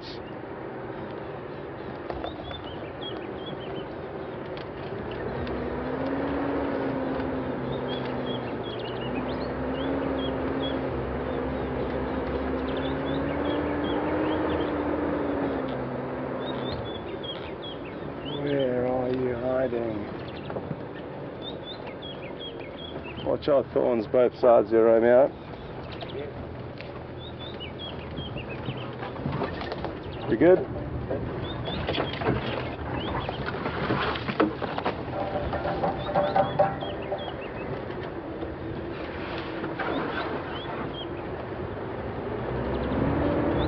I'm just going to drive as far down this pathway where we did last see her moving.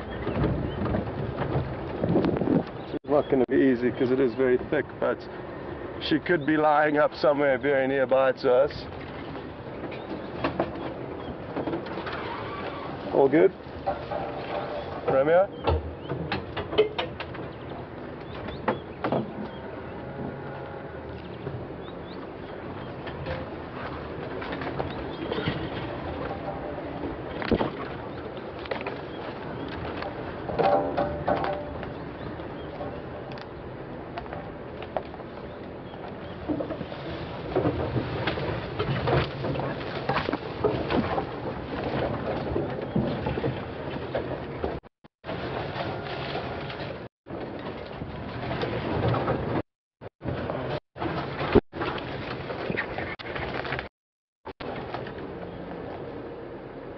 Where on earth did she go?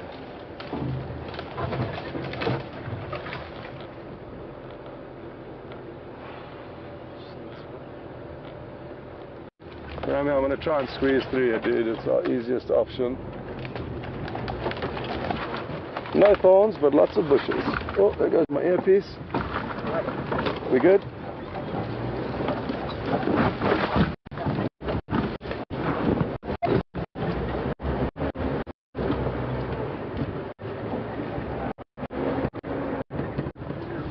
Well done. Okay.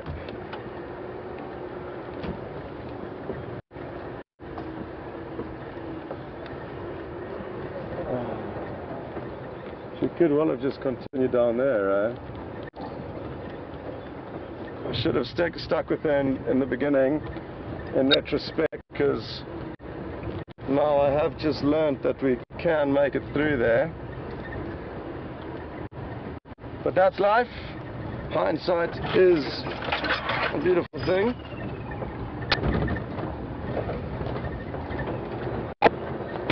Oops, that didn't sound good.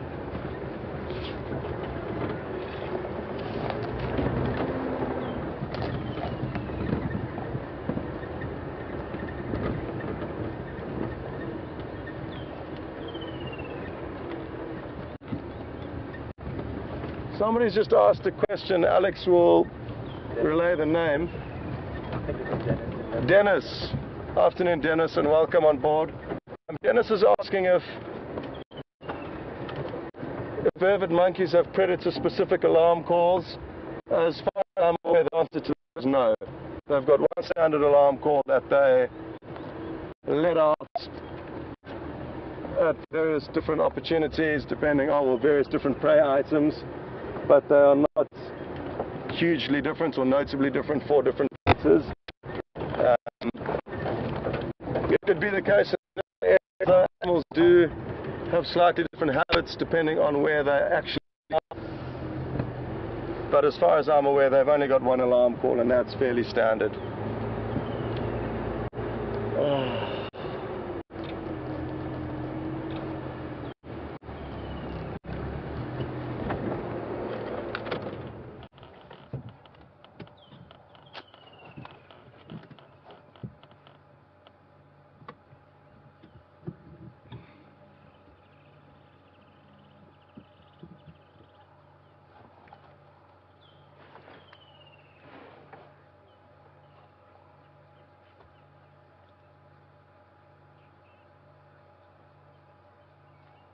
Okay.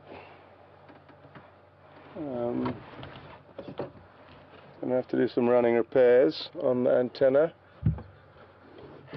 So we'll just wait here for a minute or two, folks.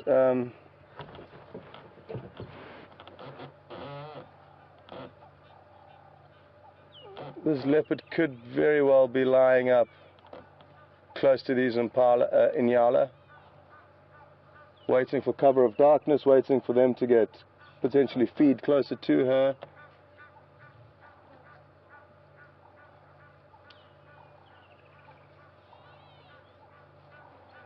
So we will just wait here in the hope that she is lying up nearby them.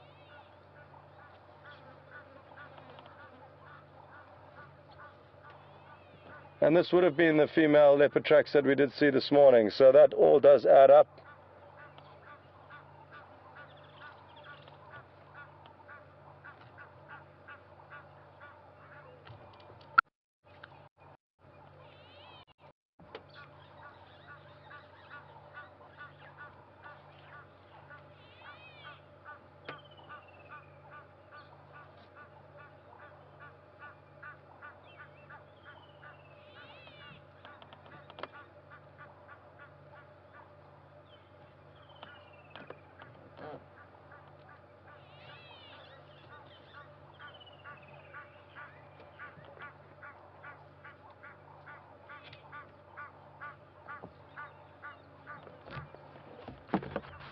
Inyala do appear to be moving a little bit more than they have been, which is a good sign for us, because by moving they may be moving closer towards where she may be lying in ambush.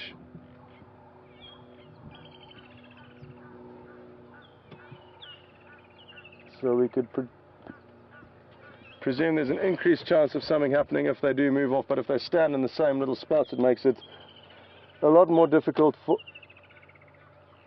her to approach. You can hear the Egyptian geese now alarm calling fairly insistently, so I'm just wondering if she hasn't slunk past us and is now somewhere down by the dam.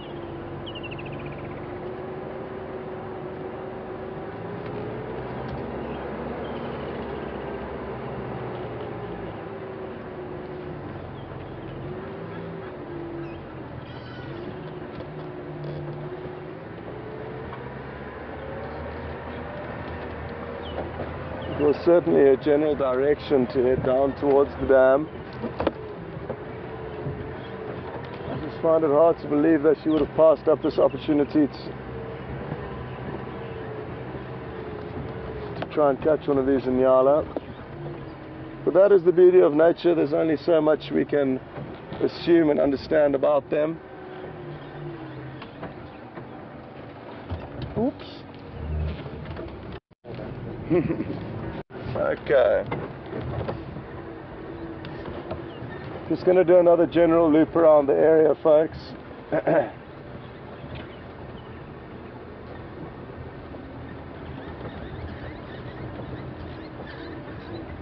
She could be so far now if she had have kept on moving.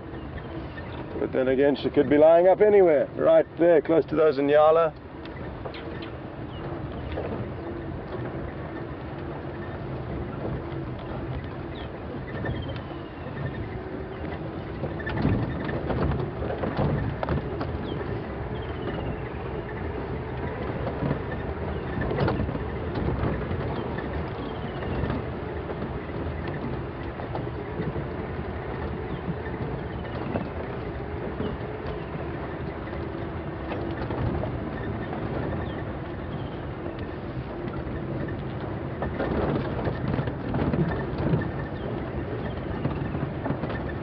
I'm just going to give an update on the radio to all the other vehicles as to what we've seen. And that may interfere with the broadcast to a degree, so if it does cut out temporarily, sorry about that, but we do need to let the other guys know about this. The station's a brief visual of what looked like Karula, just west of Vuyatila Dam, heading towards the dam. I just lost sight of it in thick vegetation around the drainage line, but still keeping an eye out for her.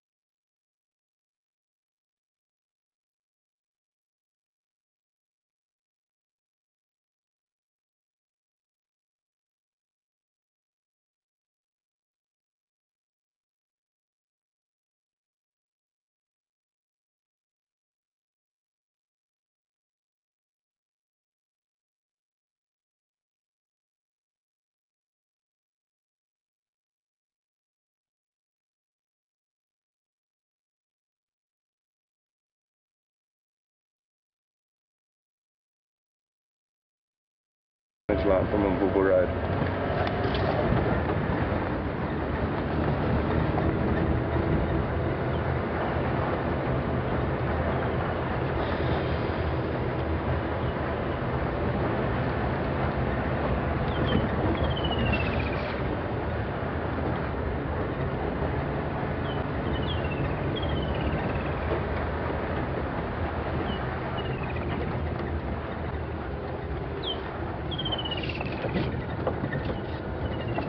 At this stage of the evening, folks, leopards know that there's not long to wait before they do have cover of darkness. So in a situation like this, where she knows there's a good opportunity of catching one of these Inyala, she may, rather than rush in and blow a good opportunity, she may just stay in their general area, lie down and wait. Maybe they come to her and then her job becomes easier, and or she just waits for the cover of darkness, which will certainly make her job easier.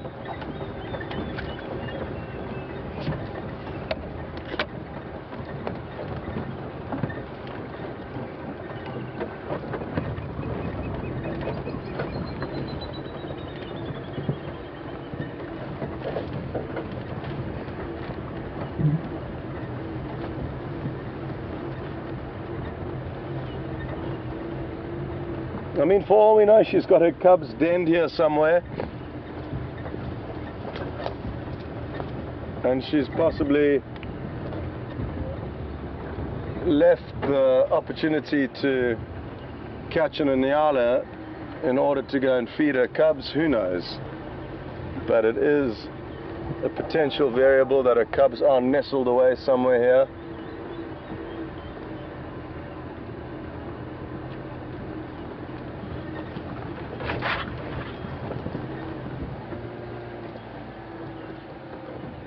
is the same dead end we went down earlier, so we'll prevent doing that again and try and find another little pathway to explore.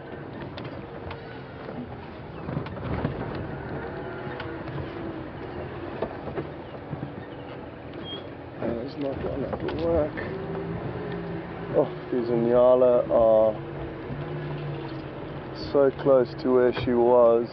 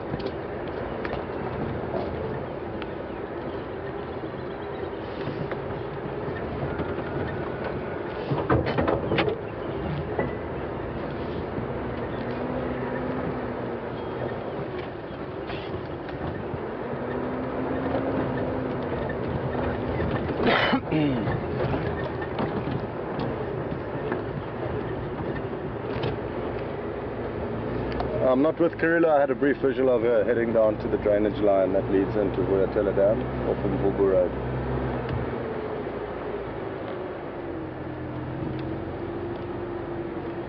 I'm still working the area, but no luck.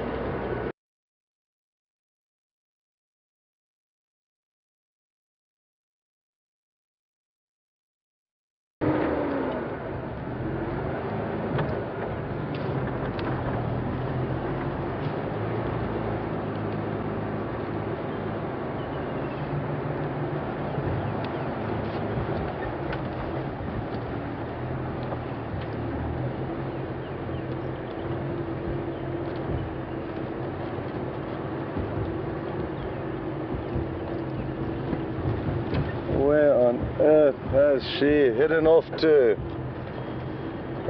Oh.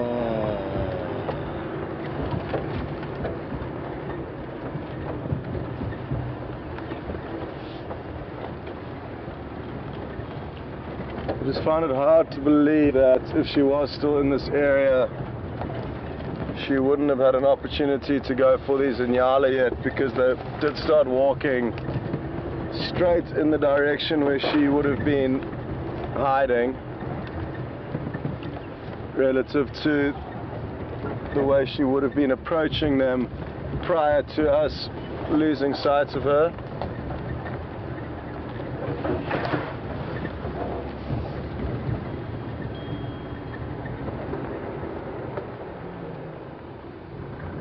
There are a lot of hiding places for her here, which is good. A good opportunity for her to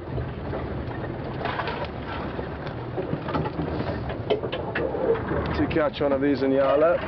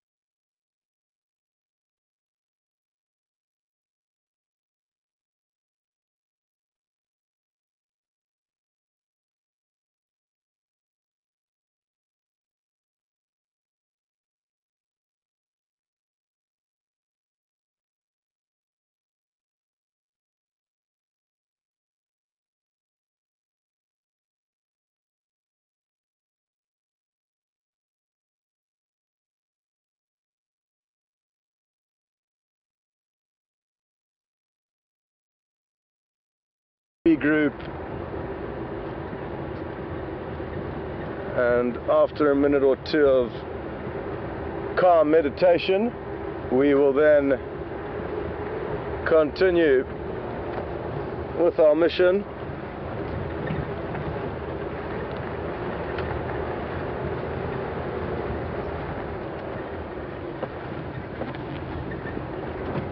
I'm just going to reverse back to where we were. There was quite a nice high point with which we can show you these beautiful clouds and sunsets, and then give Karula an opportunity to come to us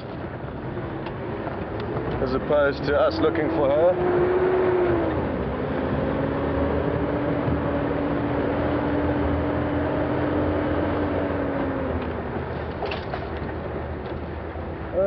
Okay.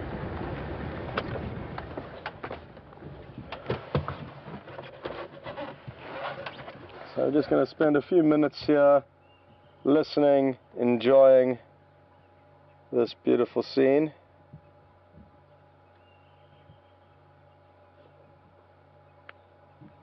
And that way, hopefully, we will be pleasantly surprised by Karula coming around the corner. Or even some more alarm calls. Maybe we hear those in Yala starting to alarm call, thus indicating that she was indeed still there hunting them.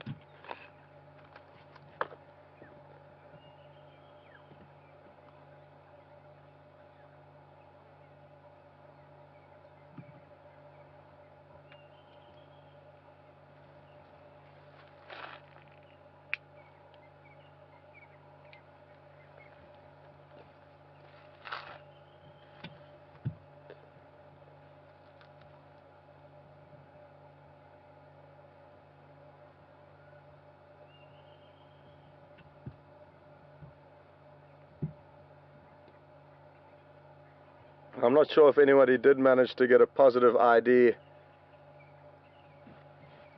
on that animal that we saw, but I'm fairly certain that it was Karula.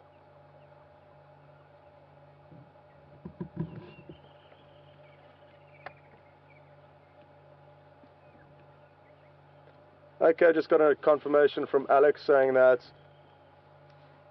a lot of people are agreeing that it was Karula. It was just so exciting coming around that corner and spotting her right there in the middle of the road. A brief but beautiful sighting. And with a bit of luck she will poke her nose out somewhere here. The good news is that we have hardly seen her on this property in the last few weeks.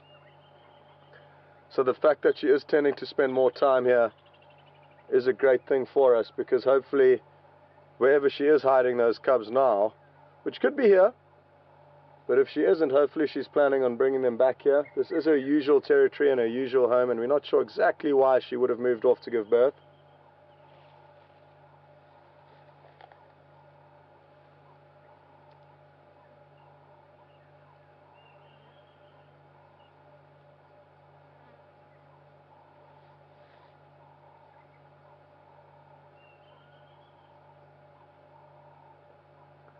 I learnt a lesson this afternoon, and that is that the area that she did hit into that I thought was impenetrable was actually penetrable.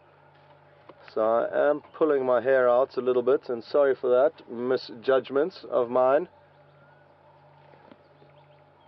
But that's what it's about. Life in general, and safari life, is the little learning curves that you get every day. And this certainly was one of them. I do know now that area that we've been searching through backwards and forwards. I know it very well, so that if we do have a future sighting there, I will be better equipped mentally and in order to show you guys every step of the journey.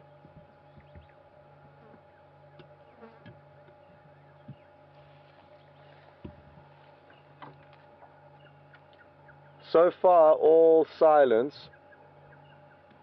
and no immediate sign that there's a predator in the area, and it's so interesting to when you start looking into the alarm calls of monkeys and other animals.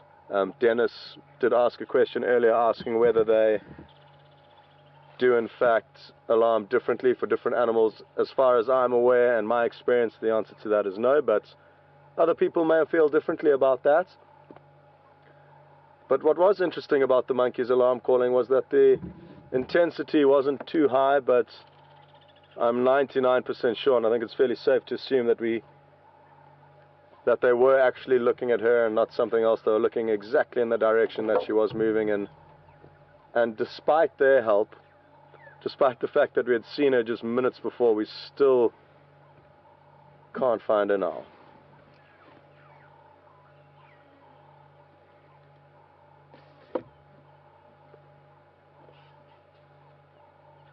What is reassuring though, and good news in a way, is that the wild dogs have not been found and we are not missing out on any action there. It's not to say that we wouldn't have found them, but thankfully I am hearing nothing on the radio indicating that they are doing anything or actually have been found, so that's a little bit of peace of mind, because that was our initial plan, to go and look for them.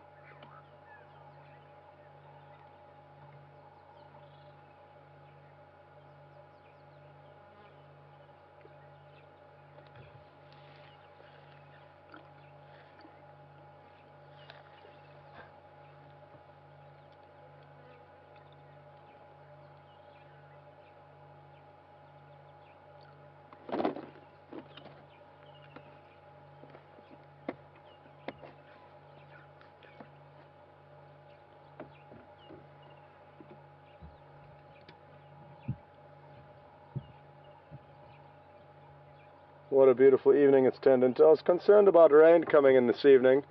We had some very strong wind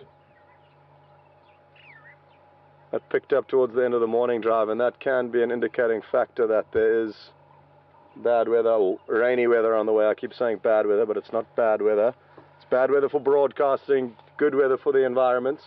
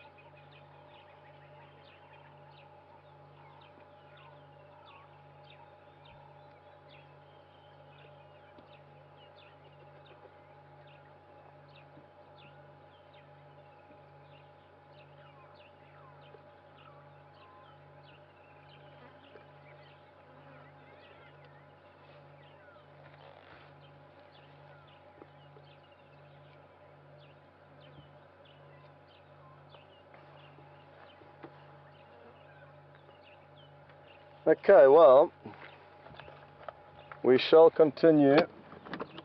A little relaxing break. Was certainly relaxing, but sadly did not provide us with any intel that I was hoping it would, any alarm calls or noises that we could have heard.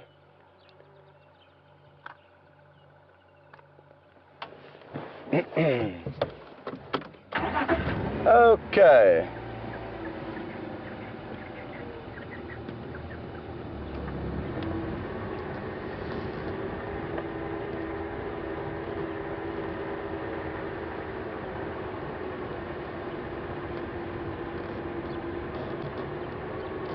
Come on, Karula.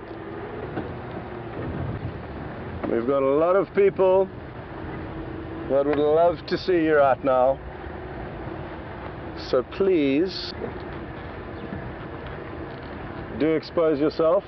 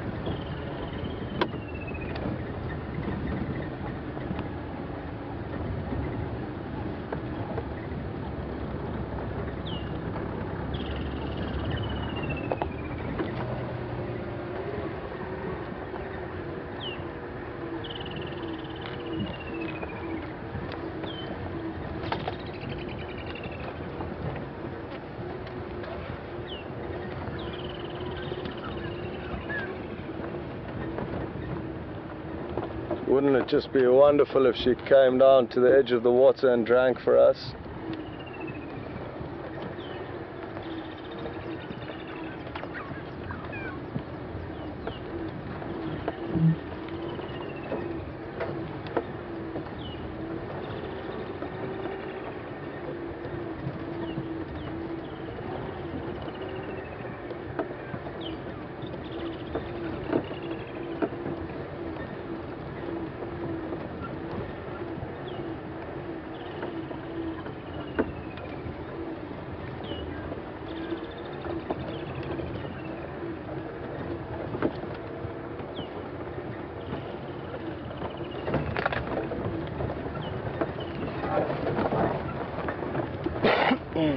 I'm just going to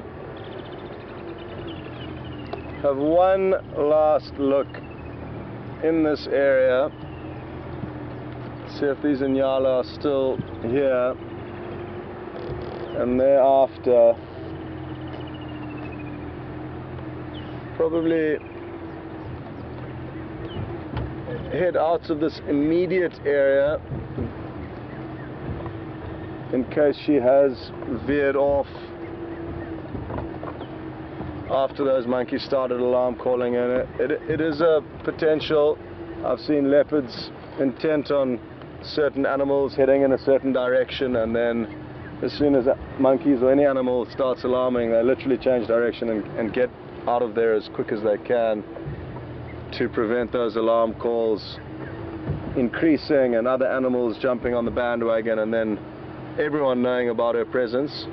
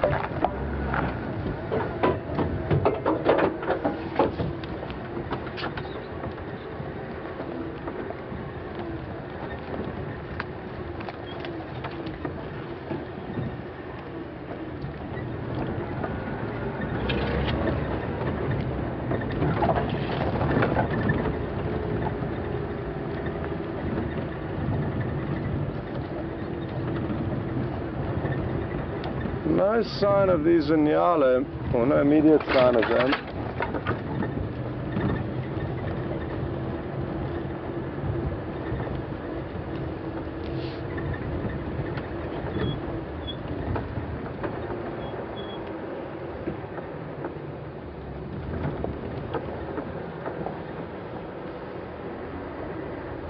Little scrub here in the road in front of us.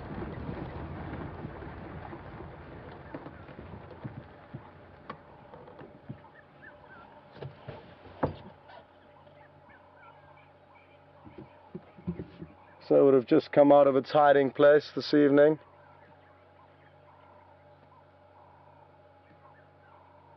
They are nocturnal, these scrub hares, and they just hide out in small bushes, undergrowth during the day. They, unlike rabbits, they don't live in burrows. That is one of the main characteristic differences between rabbits and hares. Rabbits also tend to have smaller ears and have got more of a hopping style of movement as opposed to a hare, which has got more of a running style of movements, as we will shortly see here, I think. There we go.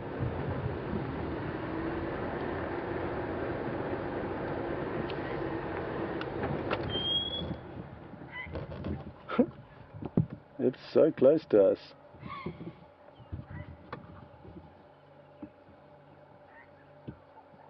Look at that big eye. Now, I'm guessing that it thinks that we can't see it, but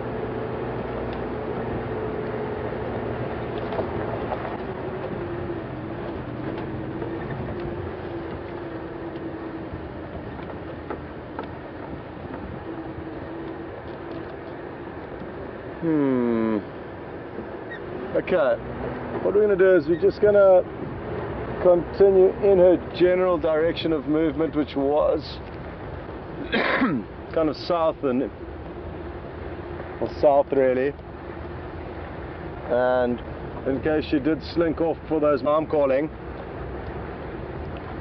and we'll spend 10 minutes doing that and then come back and spend another 10 minutes, the last 10 minutes roughly, looking back in this area for her. But by now, since we've seen her last, it's probably been about half an hour. She could be a long way from where we are now, or she could simply be lying in that thick vegetation that we find comb to the best of our ability, but there certainly are more hiding places in that area that we couldn't sadly get any access to or visual of.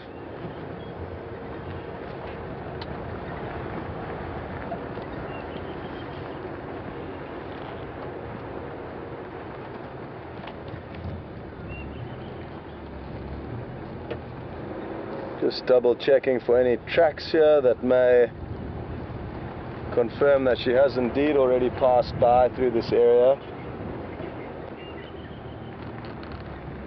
But I doubt she would have been walking down the middle of this road in broad daylight. It's too open and too many animals would have been able to get a visual of her. But always worth double checking. strong breeze has just picked up. And there are some beautiful clouds to the western horizon.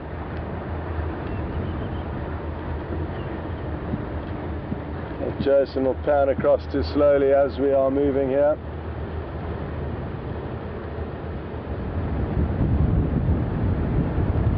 Whoa, this wind is incredible. It really has just picked up. We may be in for some showers in the early hours of the morning.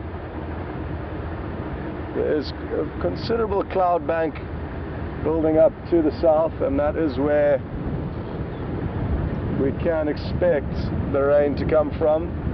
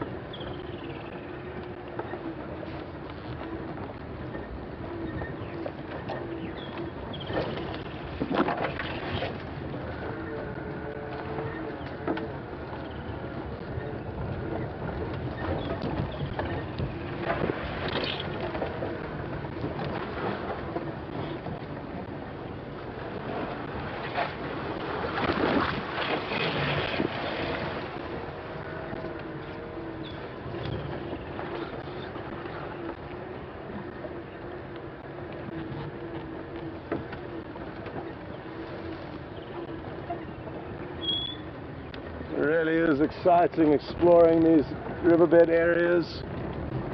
Well, I find it exciting anyway. Watch out for the buffalo thorn here.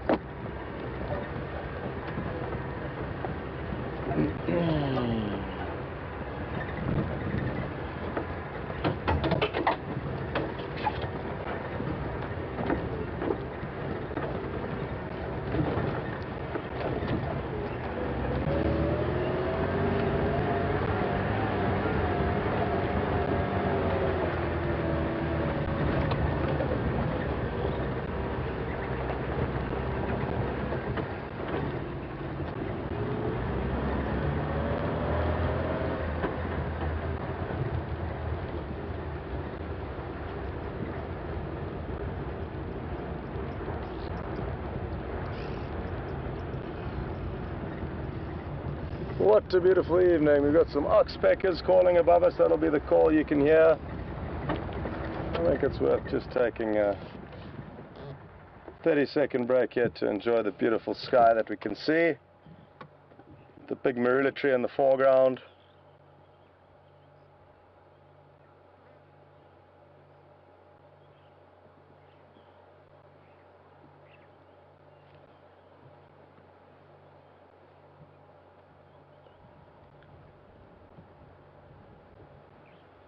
These short little breaks also do aid us in being able to listen to the bush and hear any animals potentially alarm calling, that would what would be in most likelihood Karula, having just seen her in this area.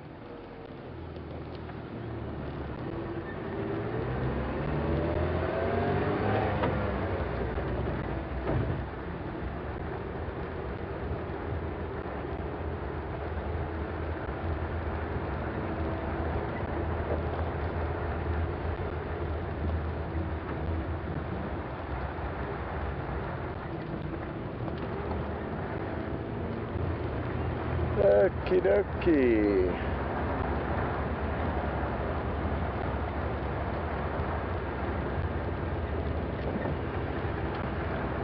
So folks, the clock is working against us now and we don't have too much longer before, so there's a little bug in the screen there, we don't have too much longer to go before this evening's drive comes to a close.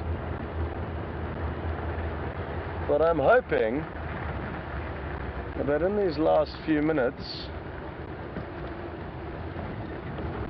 Karula will grace us with her presence again for a second time this afternoon. If not, just good to know that she is back in the area. It was great to see tracks of a female leopard this morning, which was in all likelihood her, considering the proximity of the tracks to where we did find her this afternoon. And to whoever the Djuma waterhole zoomy is for the next few hours, they've got a fairly good chance that Karula will be in the area. So hopefully, if we don't have any luck, the waterhole camera will. And if those two options fail, well then I'll be sure to let Mark know about this, and he will be on drive tomorrow morning. So maybe Mark will be able to work some of his magic in not only the bush in general, but this specific property. And he does also know Karula far better than I do. So all of those factors that I've just mentioned make him a very good candidate for the leopard hunt tomorrow morning.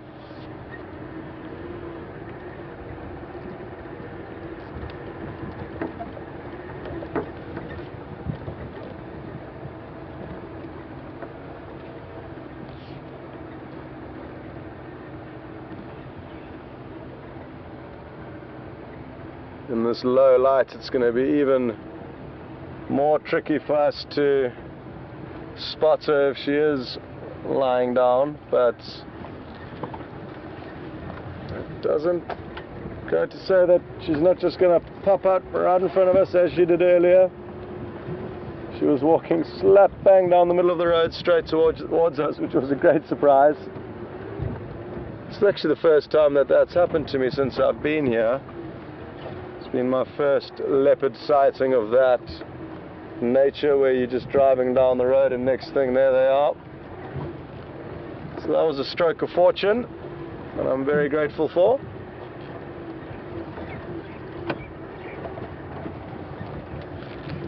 It's now these Inyala that were here earlier appeared to have disappeared.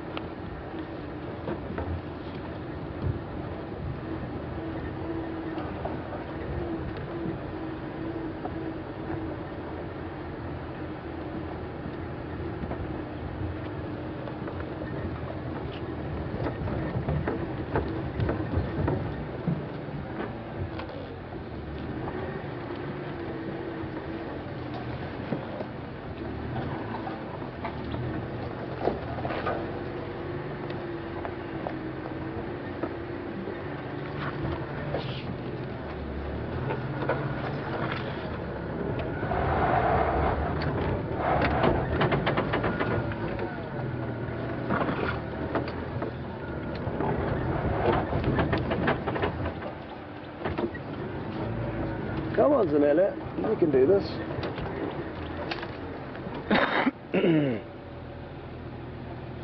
What you probably can't do is take us any further than this.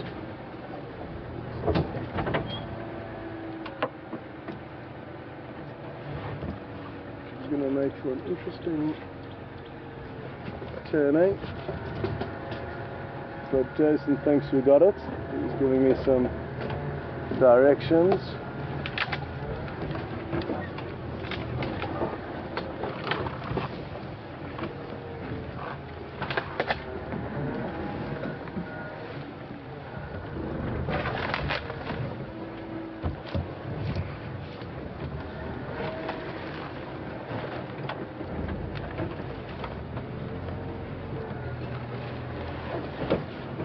Okay.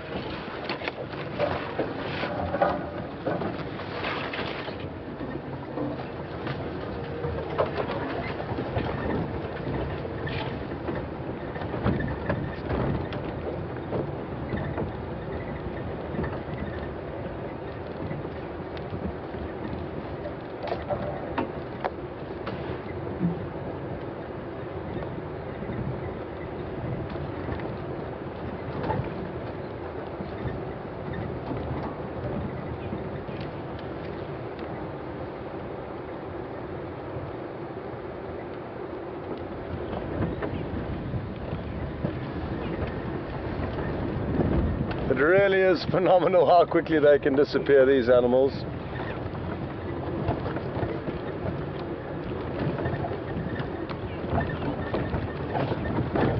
Just wouldn't be so nice to just know where she was now, even if it didn't mean that we could see her, but just for peace of mind to know where she has decided to head off to and what caused her to exactly to change direction if she did.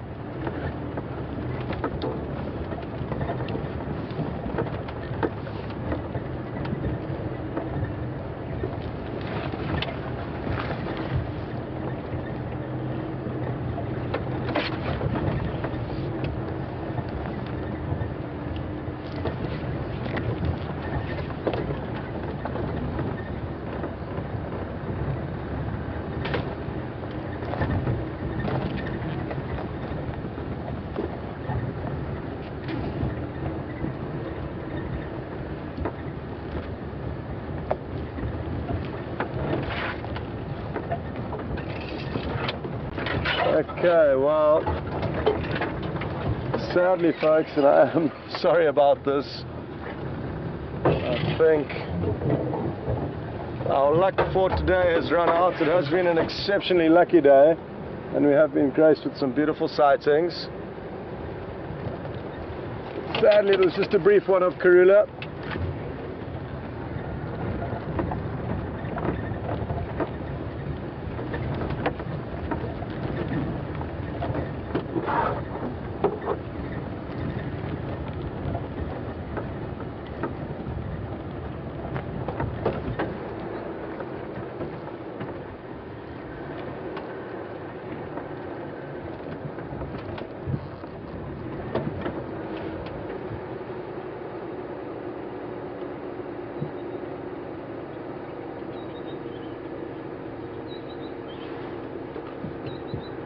I could just see a scrub here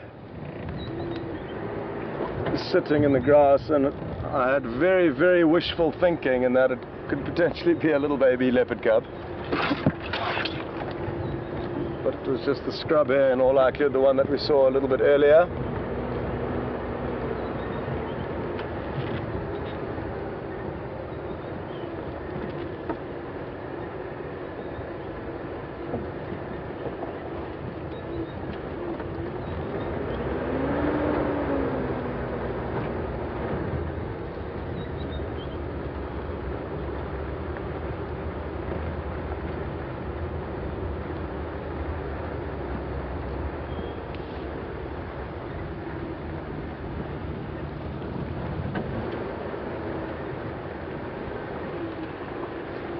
Okay folks, well there's only 5 minutes left, but we are going to continue searching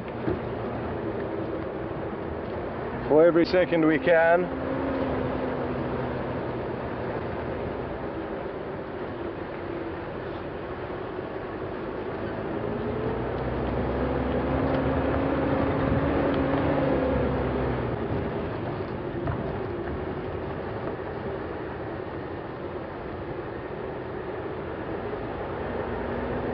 considering how many times we have driven through that same little cluster of thicker vegetation where we did last year and we haven't come up with anything, I'm thinking it may be most productive for us to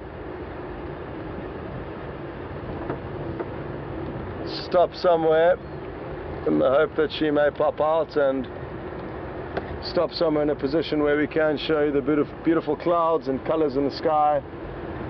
The moon's out, which if any of you were on yesterday's drive with Mark, he would have pointed out it's slightly bigger than it was yesterday. It is waxing or growing, the moon, but still a thin sliver in the sky.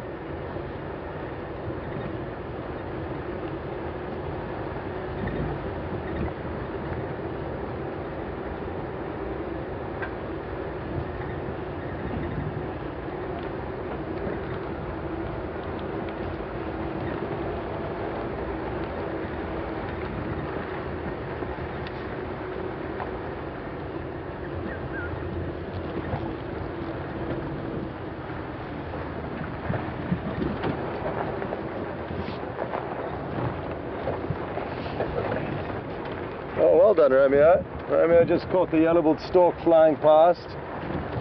That was the bird that was feeding with the two spoonbills yesterday evening, and I wonder if the two spoonbills are back here for a little evening feed, but no sign of them. But what we do have is the moon.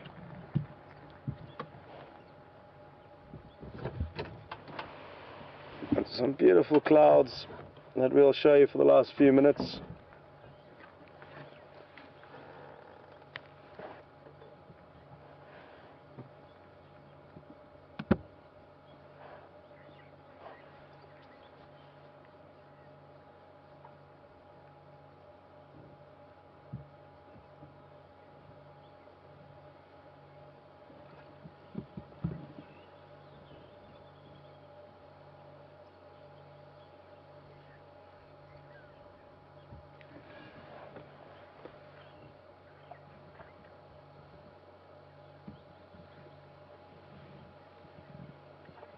There's also some beautiful clouds down to towards where the sun's setting.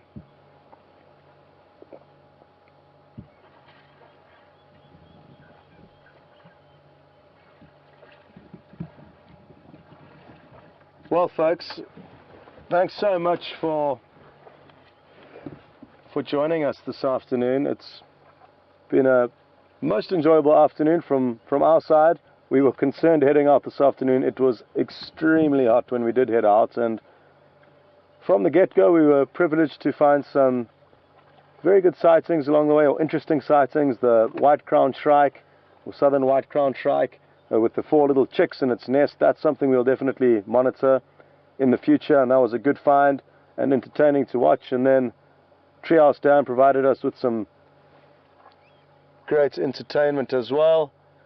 And then the jackpot this afternoon, I think is fair to say, bumping into Karula. We haven't seen her for a long time, and I can't even remember when last we saw her. I mean, that's how long ago it was. So great to have her back on the property, and even though it was a brief glimpse, the main positive that we must focus on is that she is spending more time on our property now, as she has been out of sight for the last few weeks. So we're very happy to have seen her, even though it was a brief glimpse, and sorry that we didn't manage to stay with her, but that's how it goes sometimes. And thanks very much, folks, for joining us. And like I say, Mark will be up tomorrow. And from Jason, Alex, and myself, a big thanks for watching. And we'll just leave you with this beautiful sunset. And have a good evening.